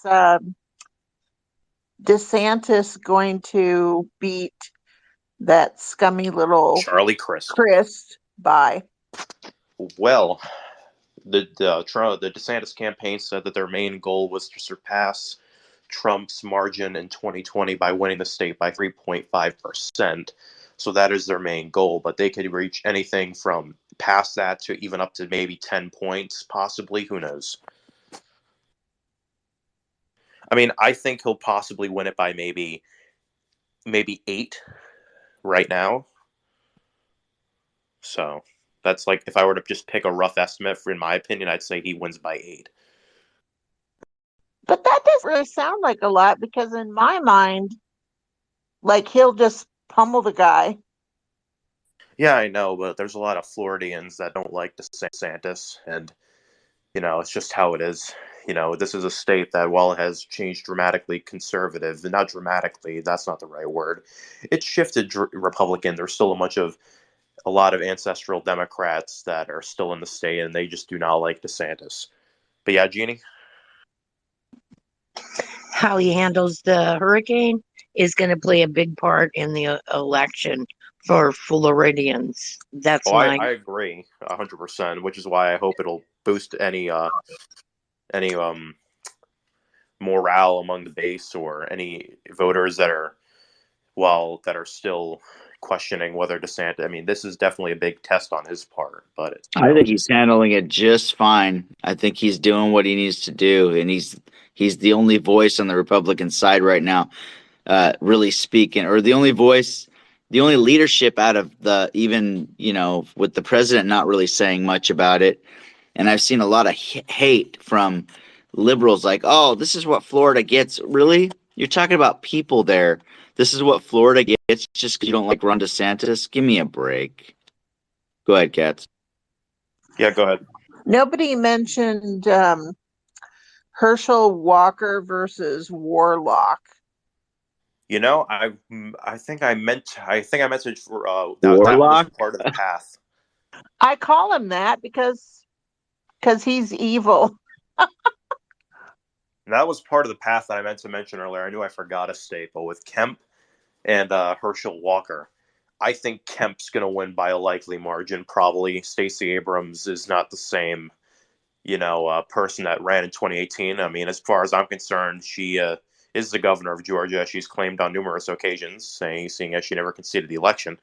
Yeah, this is not the same woman that ran in 2018. This is somebody who is running for a rematch against Kemp, who is pretty well liked among Georgians. And I think that, with, him not being overly Trumpy, and the state obviously went to Biden in 2020 by the narrowest margin known to man, we have to look at the fact that Kemp is relatively popular, and that he will most likely win the state by what I would suppose maybe 7 to 8 points. Meanwhile, Walker, I think that Walker will probably win the state by 1.5 to maybe 2 points. I don't think Warnock is running the best campaign. I mean, he's not running a terrible campaign, but he's not running a solid campaign either. And I don't really see him as a big of a threat of an incumbent as I do with Mark Kelly. So I think that while Herschel Walker is not a rocket scientist, as many people claim, they say he's dumb as rocks, they still think that he's charismatic. Sorry, not charismatic. They think he's charming, has that Southern charm, and is very appealing to the Georgians that like the fact that he was, a famous football star in the state. And they think that, he can bring change to Georgia once again after, obviously, Raphael Warnock has proven to himself that he is no moderate. But, Jeannie? Marco Rubio against Val Demings. I have seen that. I've seen that being tossed around between. I personally think that he'll probably beat her by maybe around 10 personally. So I consider anything above 10 safe. So I mean, it could be like 9, but I really don't see Val Demings as much of a threat right now because I think that Marco Rubio is still very well. He's still popular among Floridians to an extent. I mean, it'll definitely be a decrease from how he won in 2018, but sorry, not 2018, 2016. But I still think he'll win by a decent margin. Thank you. I appreciate your expertise. So I think he won by 14. Sorry, he won by 14. No, it's okay. So I can see him winning by 10 to 11. So Let's Talk is going to be doing election. He's agreed to it, and I appreciate it, Let's, that you're going to be bringing up election updates for the forum and be like our forum election guy, especially for the Republican side. And so I want you guys to know that if you have questions, Let's, you don't mind digging into people's questions, right? Nope. So we're gonna bring Let's on a lot for that kind of stuff, and I really am honored that he's a part of our team and doing that. And we just want to keep up on election stuff, and so Let's is definitely when he hosts and co-hosts, he might, especially during this time, will probably bring up election stuff. Although the next time that he co-hosts, we are going to have a big pre-election talk. So, Nikki, I'd love it if you brought some Democratic stuff there because we want to know what people are thinking on both sides on October 26th. And of course, Garrison and everybody bring in their what's going on. But let's will be studying up on that stuff, and then we're gonna have Traz there, and then we're hosting a forum on election night. If you can make it, we want you to be here to talk. It'll be basically it'll be we have our own forum experts. I'm going to find a Democrat. It might be Colin because Nikki can't do it, or it might be somebody else. I don't know, but we're going to have a Democrat as a co-host. Let's Talk as the other co-host, and then we're going to have Traz here. So we're going to do that, and then on the next night, we're still doing our normal forum, but I'm doing something different on that night. We're going to do double reducation the day after the election. So Katz gets 2 topics. She's going to do one at 8:30, and then at 10 o'clock, she's going to do an hour of reducation, probably 2 different topics. She might have 3 total topics that night. I don't know. We're gonna have Katz do double reducation, so it'll be a fun week. I'm just giving you some stuff that's going on. Thanksgiving, the night before Thanksgiving in November, we will not be having a forum because I want people to be with their family. And then in December, it'll be the longest time the forum is not open for 3 weeks during the holiday season because everybody needs a break, and I'm taking a break from work. But that's the longest we'll ever take off, and then we'll always be open throughout the year. Other than that, so those are some minor things I wanted to let you guys know about. So we're gonna have a lot of fun coming up and everything. So we have hands up still. The Cats. I think yeah. Go ahead. Let's. Did you have something to add to that? No. I was just saying. I was just gonna say. Yeah. I mean, after the midterms, it's just gonna be all pretty much chill after that. Besides for any presidential ambitions or announcements that come out within that time period up until the next 6 months, but it's gonna be pretty much chill after that. But yeah, you'll still be our expert in that area if that's cool. Oh, yeah, I can still cover like 2023 stuff if you want. Yeah, and then of course the presidential. What I want to do is I one of my things is after debates, I want to open the forum. So when we have presidential debates, I want to open the forum after that so we can all discuss what we thought of it and everything. And I know is that I would not be able to be here for the 2024 presidential election because that is a time that I want to watch with my family most likely because I remember bonding with my brother over the 2020 election and I'd want to do that again. Oh, the 2024 presidential? Yeah. That's a ways down the road, though. We'll figure out who knows how big we'll be at that time or or what'll be going on, but I know our team's going to grow and stuff too. Nikki, go ahead. Yeah. What was I going to say? I had a thing and then nope, I do not remember. Oh, there's that damn moth that's been in my apartment for the last. Darn, I think he went out the door. Just that I can't make it, obviously, for the election night. I know you were saying that because I have RT. I have some events I have to go to, but that's pretty standard for me on those things. But I will try to listen in if I can at certain times and jump in for a couple minutes, but I can't commit to like hosting. Yeah. No, that's cool. We're just glad that when you can show up. But on October 26th, though, the pre-election one, if you can bring some takes on that night, I'd like it if you brought a lot of the Democratic stuff. Totally. So yeah, I'm happy to help with that. And I'm like, I sent you the stuff. I'm happy to help with the podcast stuff as well, because it really would be nice to be able to listen to this stuff in a podcast player rather than having to have Rumble or something like that open on my phone the whole time while I'm listening to it. Oh, definitely. Yeah, no problem. We do want to go that route. We want to get there. I think that'd be great. So I'll talk with you about it. I'd appreciate getting that going. Cats? Oh, I'm sorry. Can I one more thing? No, yeah, go for it. The cats. I've been on a couple of these for a long time, and we always do the Reducation segments. I just was wondering if Cats can explain what Reducation is. Yeah, go for it, Cats. I never understood that. Oh, yeah, sure. I mean, I do cover that before I announce the topic every week, but yeah, let me grab that. Hang on here.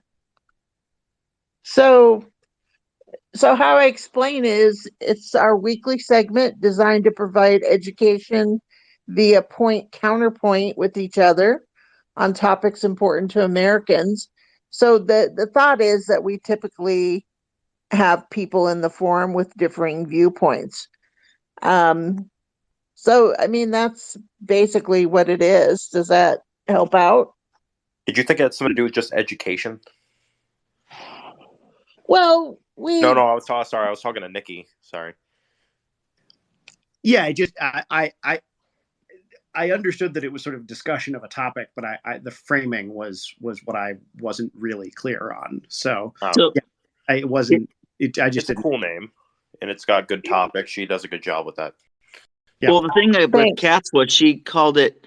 Basically, it was we're educating each other on topics, and we're doing it in a conservative forum. So Cats thought of Reducation, and I thought that was kind of cool. You know. Go ahead. Go ahead. Did I explain it right, Cats? Yes, and thank you so much. And I did have something else, if I can. Go ahead. Yeah, keep going. Go ahead. Let's. Oh, sorry. I was letting her go. Yeah, do it. Okay. So here's something I'd really like to see. And I don't know who could compile this and research this and put it somewhere. I don't know, like pin it to their Twitter feed or something. I don't know. But I'd really like to know on these hot debates if, it's like, let's say we're talking about the one in Pennsylvania or a couple in Pennsylvania. How can someone like me who lives on the other side of the country watch this? Is it going to be televised, or is it going to be like on YouTube Live? How can we see some of these hot debates? That's what I want to know. I believe they're going to be televised, but I mean, I would assume that they're probably going to be on the candidates' YouTube channels, probably live streaming or broadcasting. But if anybody else knows anywhere else where they would possibly be, like on a specific channel, that I don't know. And I don't know, maybe could we compile like a list of the dates? I know that Blake Masters and the times? so Blake Masters and Mark Kelly's is October 6th. and I know that Fetterman and Oz is October 25th. Okay.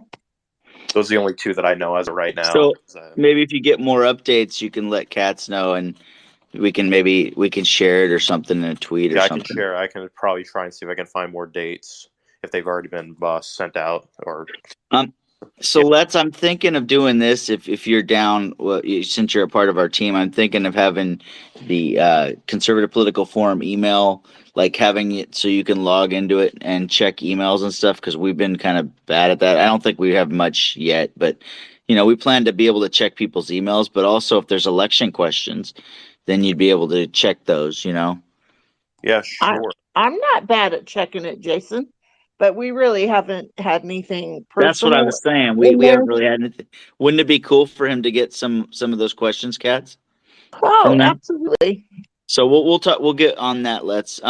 Michael had his hand up, and go ahead, he Michael. was patient. Michael. Oh, sorry. I was just adding my link to the books to the NASBugs. I just added to the comments instead. Okay, so go ahead and your link for what is it, bro? I was just trying to share the links to the first book on the NASBug. I wasn't able to do it, so I shared it in the comment thread. Yeah, check out his books, guys. He's wrote a couple books, and he's writing a third one. And when that's about to come out, we're going to give him some time to talk about it. And I just think it's awesome that we have. I mean, he's living the American dream with that. So keep us informed. But yeah, guys, please check out his books. He put them in the corner. He put them down in the corner, and we'll promote that. If you come in the room and remind us sometimes, Michael, I'll just promote it without you having to say something, just so you don't always have to speak unless you want to, and you're more than welcome to. Oh, thank you. I appreciate it. But we want to support our friends in their endeavors and stuff, and I think it's cool that he's written books that he's getting out there that are just fun and exciting. Does anybody else have any final comments? Because we're going to close down the room after final comments. But next week, Garrison is the co-host, so we will have another good night. Garrison will be co-hosting, and we'll have a lot of fun with that, and keep growing and having fun. Last week we had the second most people we had in the forum. 95 people passed through.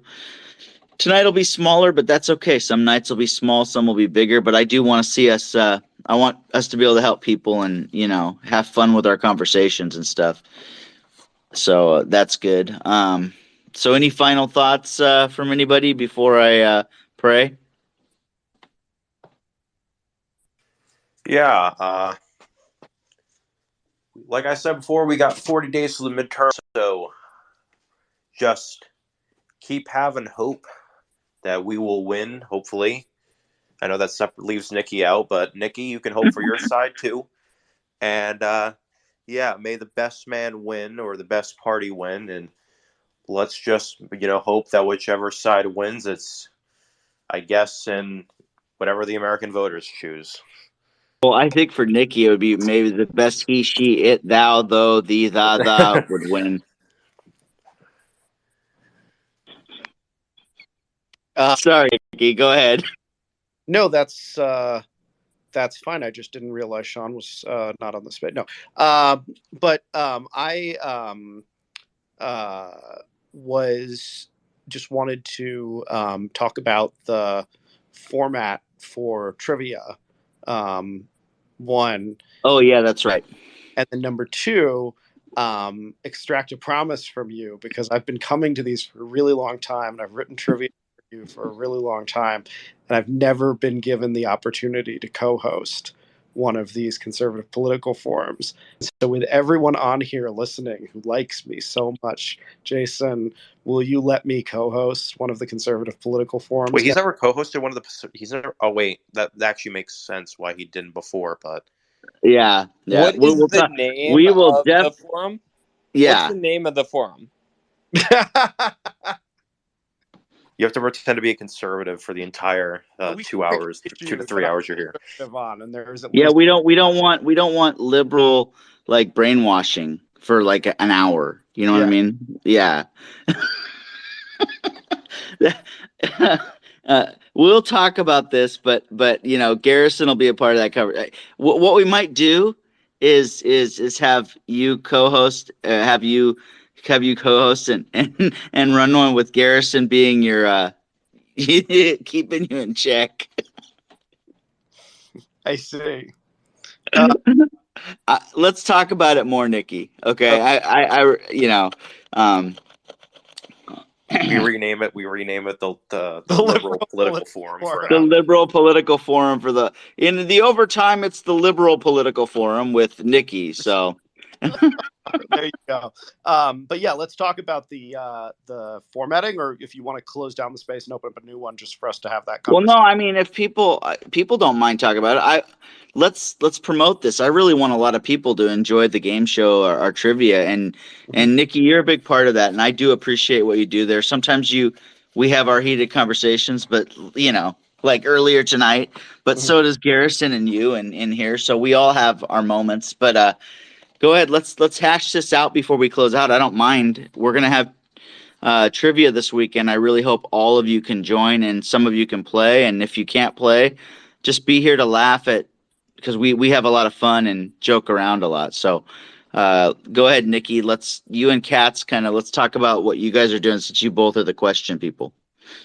Sure. So my thought on this is basically, you know, it's like I thought a lot about like what the best format would be given the way that we have our sort of buzzer system, and you know what would be fair to the most people and that kind of thing. And the issue that you run into is that you know, hands are imprecise, and it can be a little difficult to judge, like if somebody gets it in before the end of the questioning or shortly after, or like if two people get it in at the exact same time. And what that means in practice is that it discourages you from asking questions that, you know, are easy to answer, because then what you're essentially saying is that the person who gets the question right is essentially up to the luck of the draw. It encourages everybody to buzz in. So the reason that I like the King of the Hill format is essentially that it creates more fairness for the people who are answering the questions. It does make it harder to become that person necessarily, because you know you don't get the questions until after the other person. But in terms of determining who's the winner, it's much more likely that you're going to be able to make sure that there's less luck involved, and that it's more about how many questions you know. And so that's my consideration there, and that's also why when I talk about it shouldn't be based on the question. It shouldn't be the question that goes to everybody shouldn't determine whether or not you get a point. It should only be the questions that you get when you're on the hot seat. Is actually a good thing, because it means that those perhaps easier questions, or that some of the questions written are not going to you can have toss-ups basically, so that you could have like one way that one potential other option, but it would require Katz and I to write our questions in this manner, would be to have a toss-up question followed by certain like points questions, essentially. So you wouldn't get points for the toss-up question. That would just decide who gets to answer the following 3 or 4 questions, and then you ask it. And the reason I mentioned that is that that's how it's done in like Quiz Bowl, which I've also done, where you buzz in, you answer the toss-up, and then you get the follow-up questions. And so that could be an alternative of just automatically going to a toss-up every like 4 questions. But that's a conversation we could have, but it would require sort of writing the rounds. You're saying that hands, because I think hands work if I have another co-host like that's not playing, that we were watching hands, we can like make sure it's accurate. You're saying that still doesn't work because of lag or what? No, I'm saying that doesn't work because it basically you with a situation where, you know, let's say the how can I put this? You're more likely to have more people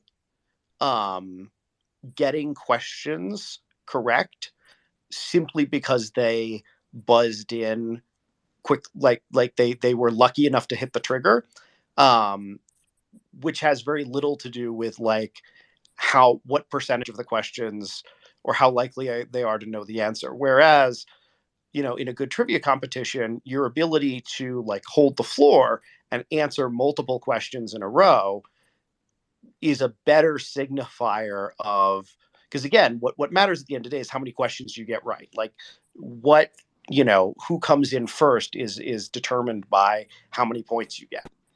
And so if we're trying to determine, if we're trying to you know, do it in that format, you want to have a situation where you know, there's less randomness essentially. But one of the rules, and I keep a good eye on this, is not letting people raise their hand first, like until the question is complete. And as soon as the question is complete, people just need to be ready. And if they raise their hand, but they don't know the answer, then they're going to be skipped to the next person. You know, you can't just raise your hand if you don't know the answer, you know? Well, of course you can. And that's the point, is that it incentivizes for every single question. Every single person who wants to compete would just raise their hand as quickly as they could. There's no downside. Unlike on Jeopardy, where if you raise your hand, you get it wrong, you lose a point. You know, there's no downside to buzzing in as quickly as possible. Well, then what if people lose a point if they raise their hand and they answer immediately without knowing the question? I mean, we can give. What do you think, Garrison? I want to throw Garrison in this because I want his opinion on this too. What do you think, Garrison? Sorry, I was talking to my fiance for half a second, so I missed a little bit of that, but I caught the gist. And I do like the system where if you raise your hand before the question is finished, you can't answer. And I agree with Nikki's point because I'm guilty of it as well. I'll just wait for you to finish the question. I'll already have pushed the little heart and get ready for the hand, and then push the hand up. And then even if I don't know the answer, I'll go ahead and still raise my hand every time, just because. Oh, that's what he does, Nikki. Now we know he cheats to play. It's not cheating. It's not cheating. I'm just teasing. Yeah, well, but he brings up a good point because, like, I mean, I'm admitting, like, I do that because why wouldn't you? Everyone should. Right. So that's why we do King of the Hill, Nikki. Yeah, the other option that I actually like, but it's harder to manage, is to stop the question as soon as somebody buzzes in. As soon as somebody raises their hand, you stop reading. This is the other way. This is the way Quiz Bowl does it. Is as soon as you buzz in, as soon as somebody buzzes in, it really only works well when you have like 3 or 4 teams. You stop reading. That person has to answer with as much of the question as they've been given. And then if they get it wrong, which they usually do if they buzz in too early, then you keep reading. But why don't we do that? That's hard to manage when you have 13 people that can buzz in. In fact, it's incredibly difficult to manage. I got you. And so if we were to do teams, then maybe. But I like that format personally. It's really fun. But I think that all of the complexities that are involved and the hands and who's watching and everything and the timing, the most fair way to do it is to have it be King of the Hill. But again, to change it slightly from what we've done before, and to give the points only once you already are King of the Hill. Because then it's not a question of did you buzz in first. It's just, okay, you've won the toss-up. You're now officially King of the Hill. Just like in volleyball, now you can score points. So okay. What do you think, Katz? Thanks. I've been waiting quite a while to talk. So Sorry. Jason, I I beg you to not force our hours to have the same rules. I don't really think that the folks playing are really going to be that concerned about different rules in different hours. And my thoughts are I really want to just keep mine simple. And we have not had that much troubles with having a situation where you ask the question and so many hands go up that you're just like, I have no idea who is first. We haven't had that much problems with that. And also, as someone who's not like super duper intelligent, like, some of the folks that play, I find that playing King of the Hill, I feel like takes away my opportunity because the person who got the answer right has the opportunity to answer the next one and potentially get that one right. And it's just kind of like, I don't know, playing pool and you keep getting your shot and you run the board and that's that. So Well, I this is really, why we're talking about this. I want the rules to be somewhat similar, so that's why we're figuring it out. And Nikki's working with us on this too. So I'm not gonna. That's why I want you and Nikki and all of us to get on the same page with it. And do you get where she's coming from, Nikki? Of course. yeah, I really don't want to do King of the Hill. I don't want to deal with that. I just would prefer to say whoever got it right picks the next category, and then everybody in the room has an equal opportunity to potentially answer that question, get it right, get a point. I feel when I don't have that opportunity as a player, because we're doing the King of the Hill, I guess I find that not fun. But So what that's if we do? What if we do but that's teams? me. I've What got if we do? a suggestion that pivots off of what Katz actually did last time. That is another way of doing this, which is to have a series of toss-up, like to do it kind of again like Quiz Bowl does it, but slightly differently, which is you have a toss-up question that goes to everybody, and then you have like two follow-up questions. The toss-up question does not count for points. Only the two follow-up questions do. Those each count for 1 point, for example. And so that way you have a series of, usually we get through about 30 questions. So we'd have 10 sets of questions, for example, of 3 questions. And then you would have, and so each of those questions, each of those 10 questions, people could get up to 2 points for, the first question, the second question, or you could combine them if you wanted to. I'm just trying to keep it simple. I don't honestly, I don't really want to deal with that. And that one time I had some questions, not all questions, but some questions had bonus points. So it was kind of like a secondary related question to the initial question. And that wasn't bad because it was the same question and the same person, had the opportunity to get more points. But honestly, I'm just really trying to keep it simple. That's all. So I'd actually agree with Katz that I don't think we need to have the same scoring method. I think it actually makes it more fun in some ways. Thank you. To have two different ones. I think people can understand two different ways of doing it, and just exactly that. I don't think people are going to have a problem. I just don't want it to be way different, and I want to make sure I have some rules that I want, and my rules are going to be involved. What so rule do you want?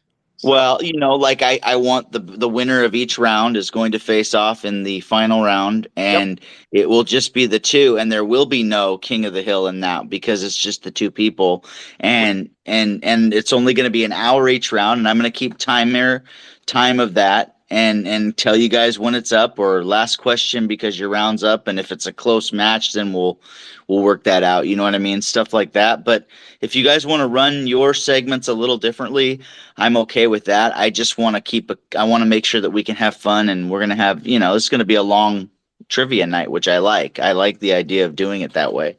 Can I make a suggestion for the final round in terms of how to handle the questions like that? Instead of having people buzz in, I think the best way to do it when you've only got 2 players is to alternate. So to say, let's say it's me and Garrison, for example, and there are 9 questions. Right. You ask the first question of me, and then if I don't get it right, it goes to Garrison. Then you ask the second question of Garrison. If I don't get it right, it goes to me. Yeah, we'll do that. We'll do that. I like that.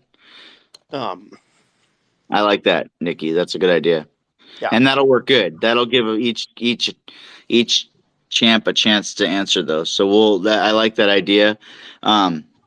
So then, real quick, so what format are you're gonna do the King of the Hill, Nikki? Or I kind of hope that you'll do what you were saying, where you ask a question that doesn't count, and then you do the question for the points, because I like that idea. Is that what you're going to do? I think a toss up followed by 2 like points questions is a perfectly reasonable way of doing it. All right, so I like that idea on yours. Cats, what are you doing? I don't like that idea because I feel like, as someone who is in here who is not as super duper intelligent as some of the others, that I'm getting screwed because I may know or not know the first question. I may not be able to get to the ones that I get points on. I'm just trying to get as many points as I can. So I guess I don't really like that, because if I bother to answer a question, I want to potentially get a point for it. I see the thing, Nikki. She's playing in your game and you're playing in hers, so she's not going to get the chance to play the way that she is doing it. Do you see what I'm saying? Sure, but I don't like the idea of having every question be a toss up, and I won't do that. I'm just flat out. I gotcha. Yeah. What's Garrison? Garrison's got his hands raised. What does he got to add to this?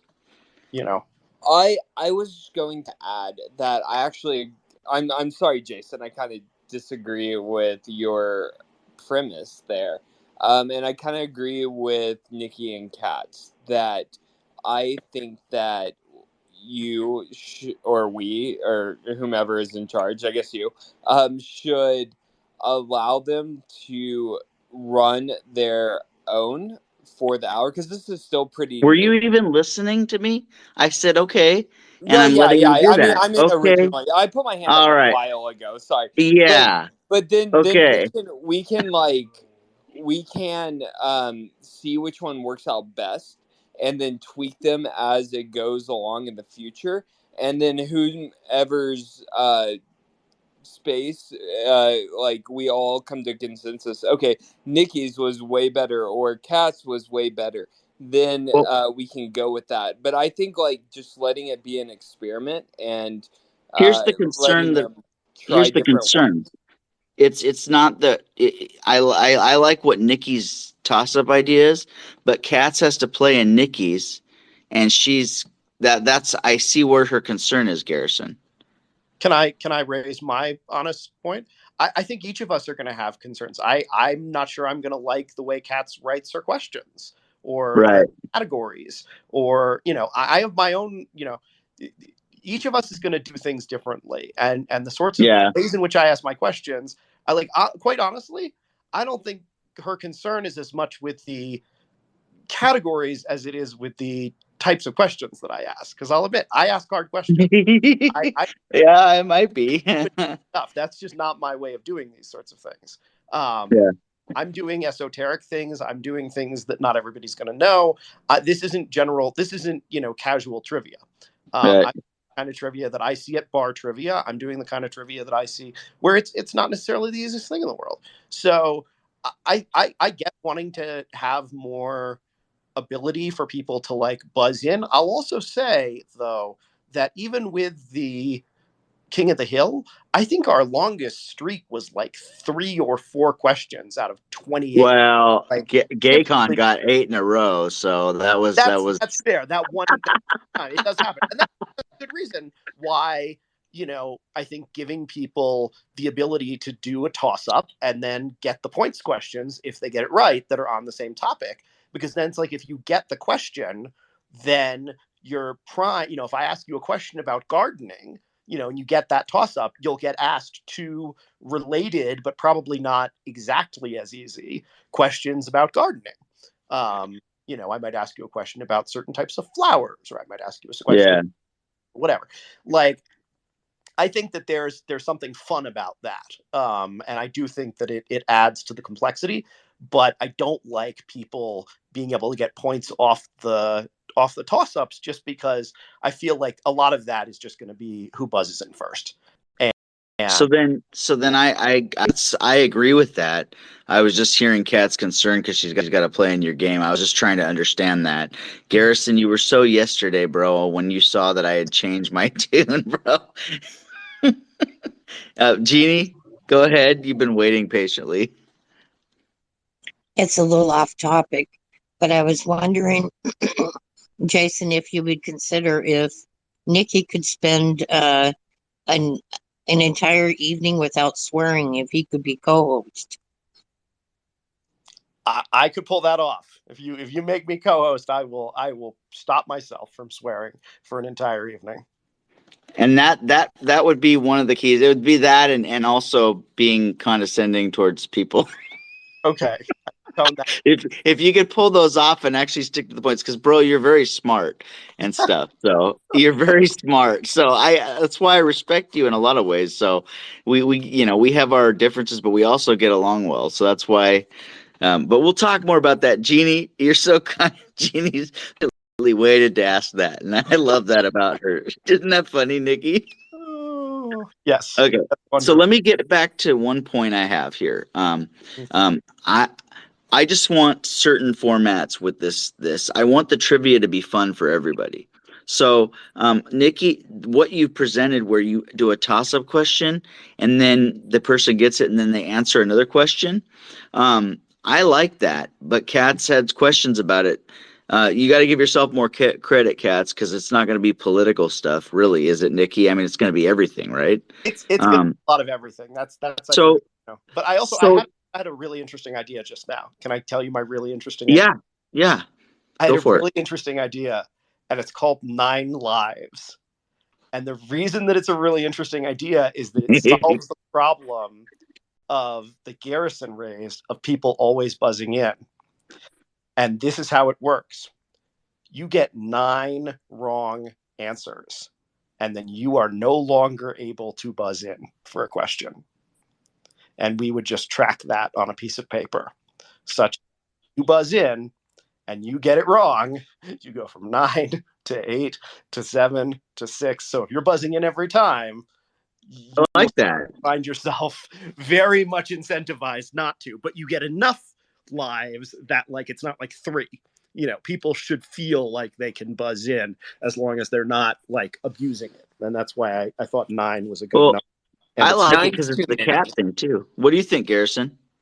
9 is too many. I mean, for an hour? The average no, I don't think 9's too many for an hour. 9. Well, my thinking for a whole hour.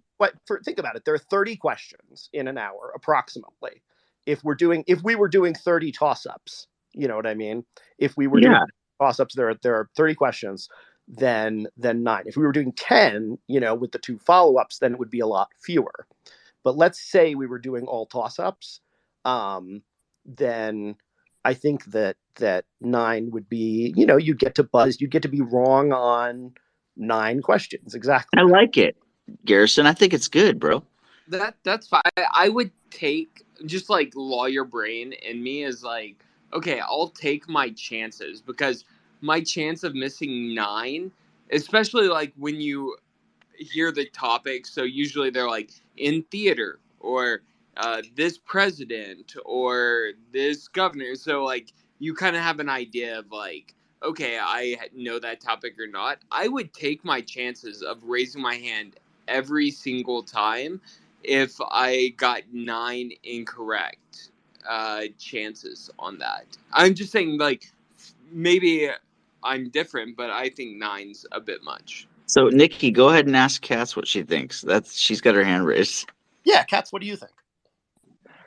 I'm fine with it, but I don't play that way because I think what Garrison was saying was like he just raises his hand and just, I don't know, throws out some kind of a guess. But honestly, if I don't know the answer and I really don't know it, I'm not going to raise my hand. Okay, so maybe we should make it 5. Because the point is, I think, is that it should disadvantage the people. Like, I think you raise an interesting point. Like, what if we just disadvantage the people who, are good at and encourage people to really have to think about it. The only problem is that we'd have to count it when let me put it this way. You'd have to scratch people off as soon as the question stopped, because you couldn't like raise your hand, listen to somebody get it wrong, and then be like, and then put your hand back down. You know what I mean? Because which is what people would do. So you'd have to, as soon as somebody put their hand up, it wouldn't be if you eventually actually answered the question, because if you put your hand up at all, that counted as one of your 9. That wouldn't work because somebody else got the question right. Yeah, that wouldn't work because it would advantage the people who came second or third or fourth. You know what I mean? Can I throw an idea out for you guys? Yeah.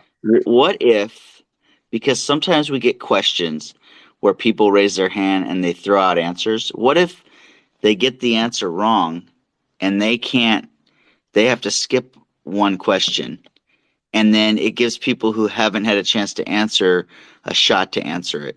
So I've got another idea actually that I will throw by you that's related to that, if you don't mind me. Okay. Yeah, no, go for it. This is why we're talking about it, because we're going to start doing doubleheader trivia at least once in a while. I want to get it right. Okay. And I actually really like this. I think we should have team captain. I don't think we should do wild spread. I think that you should have 2 people, and that you do exactly what we were talking about, the alternating thing, and those 2 people have to hand off the question can either take the question themselves or hand it off to somebody else in the room, and you just handle it that way, basically. So like if it's, like let's say I'm one team captain, Garrison is the other, we divide up the other people in the room, and then as questions come up, and again, you go back and forth, I can either ask the question or I can say, who should I, and then hand it off to one of the other people. So it's more like, and that way you do end up with a situation where more people get it wrong, and you don't have, and you only guess, basically. Your team can only get one guess. So if you hand it off to somebody, you can't go to like multiple people on your team. What do you guys think of that? Thoughts? Katz has her hand up. Did you hear that, Katz? I had my hand up for a different reason.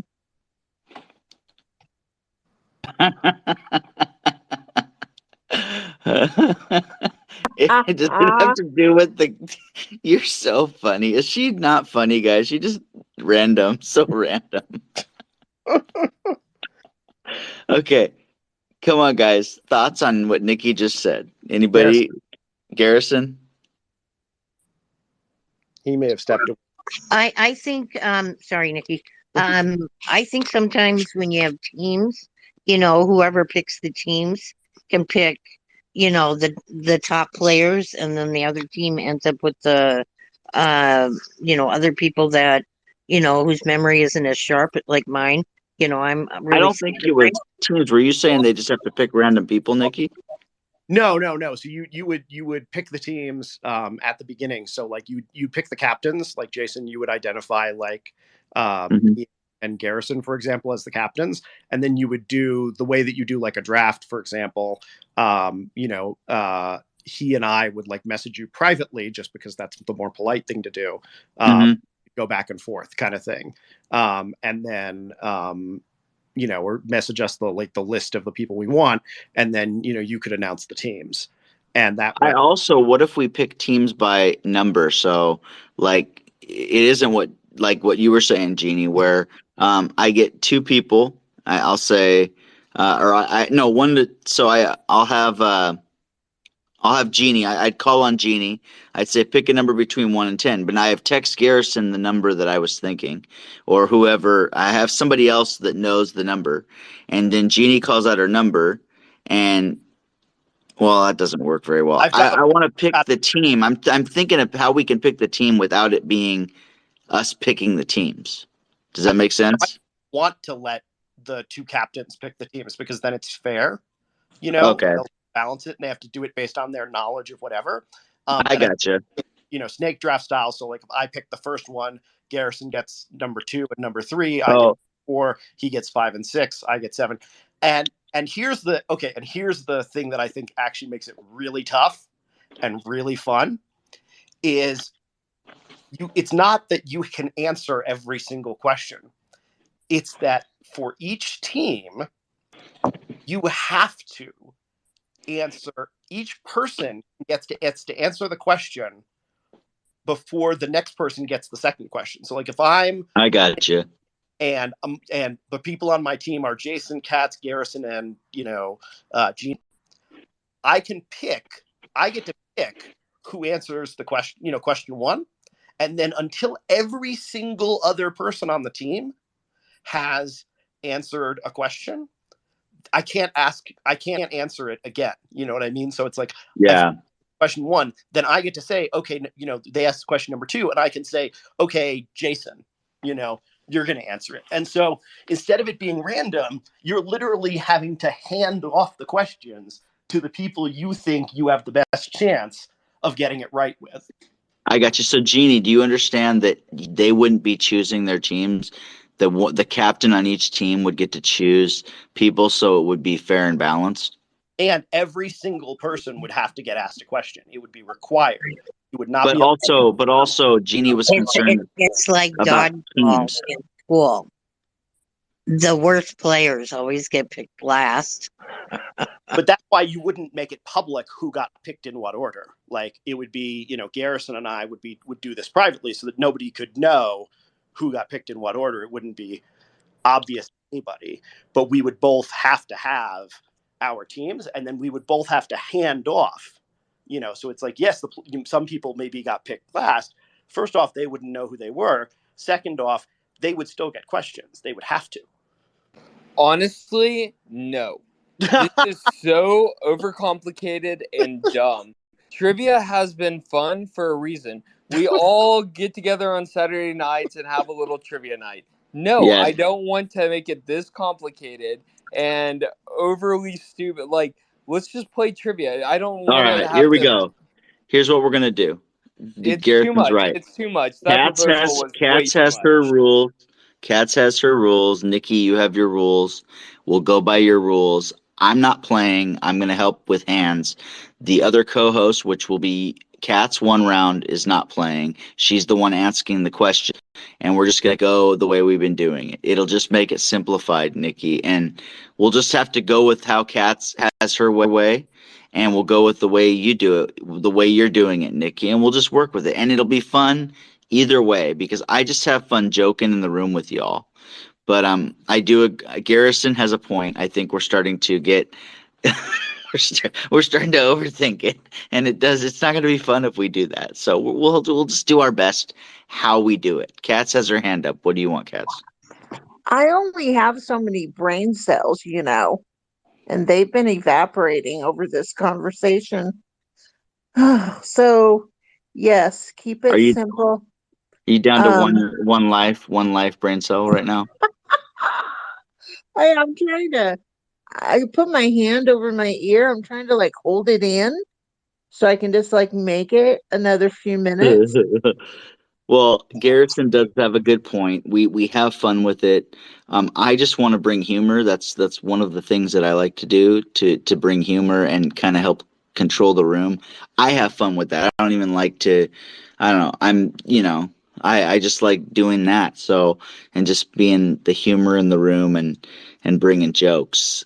So Katz is right, or Garrison's right. Garrison was right about that. He texted me earlier, we're overthinking this, dude. And I started laughing. I said, Nikki's overthinking it. No, no, he's not. Nikki, you had good points, though. Katz, go ahead. So in the ways that we want to have slightly different rules for the way that we run our hours, that's perfectly fine. Because we also have a different flavor to our questions. I feel like my questions are geared more for the common person, not the deep intellectual, and that you've either been exposed to what my question is about or you haven't. It doesn't require a deep intellectual mind to know the answer. And Well, that's funny because your questions, I couldn't get most of them right just thinking about them in my head. I'm just saying, Katz. I got a couple of Nikki's right thinking about them in my head. So I felt it was, you both have your own styles, you both have your own questions. What I want is, I do think round two needs to be a little bit tougher than round one. And I think it makes it fun that way. But I still want it to be a competition for the final two people.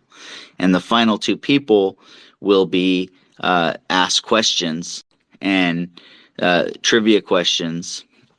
And if it's not Nikki or Garrison that are in the final round answering questions, I will probably use them to ask the questions for the final round. But you're correct, Katz. Although I don't think I got one, just thinking, because sometimes I try to think about it. I don't think I might have gotten one of your questions, but I only got like a couple of Nikki's because I was also paying attention to hands because I like to make sure I'm doing my part on who's next after. So, you do your style, Nikki does his style, and remember, Nikki said he's working on more of a variety of questions. I bet you he'll have a different variety this time, Kat. Right? Am I right, Nikki? I mean, we just did it like once or twice.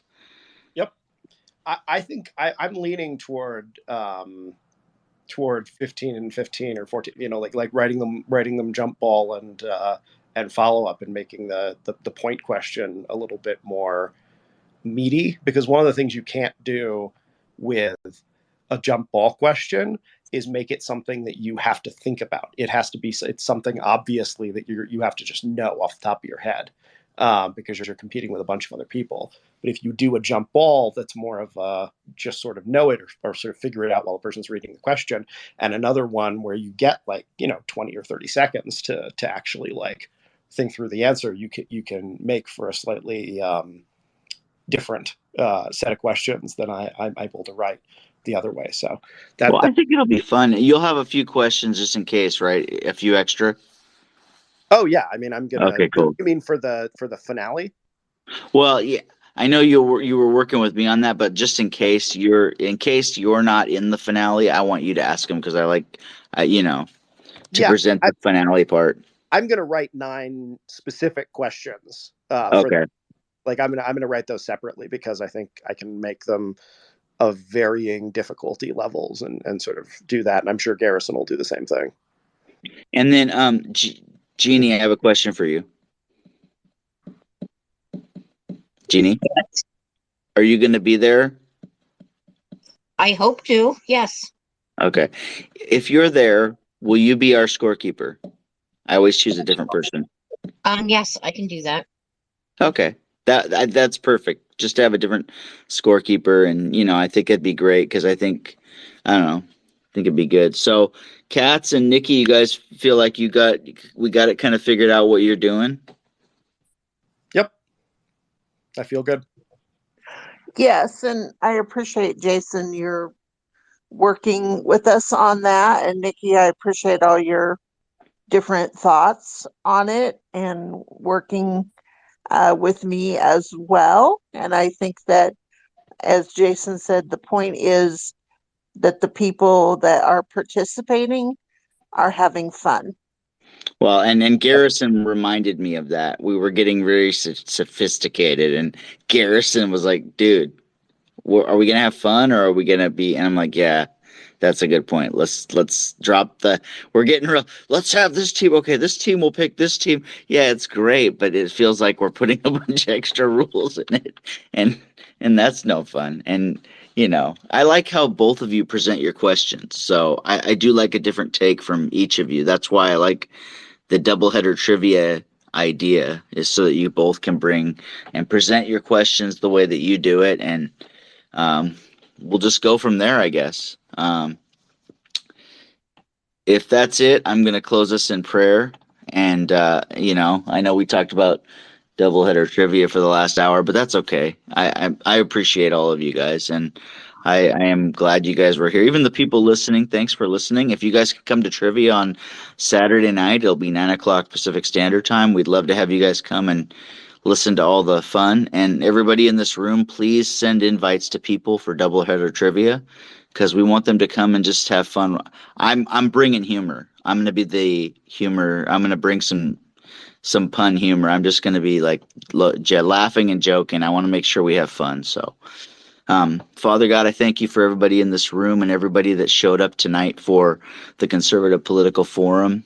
Despite our differences at times, we know that we come together as Americans in the United States of America, and we just want our country to be unified and not divided. And I thank you, Lord, that we can unify in the forum and not be divided, and we can come together.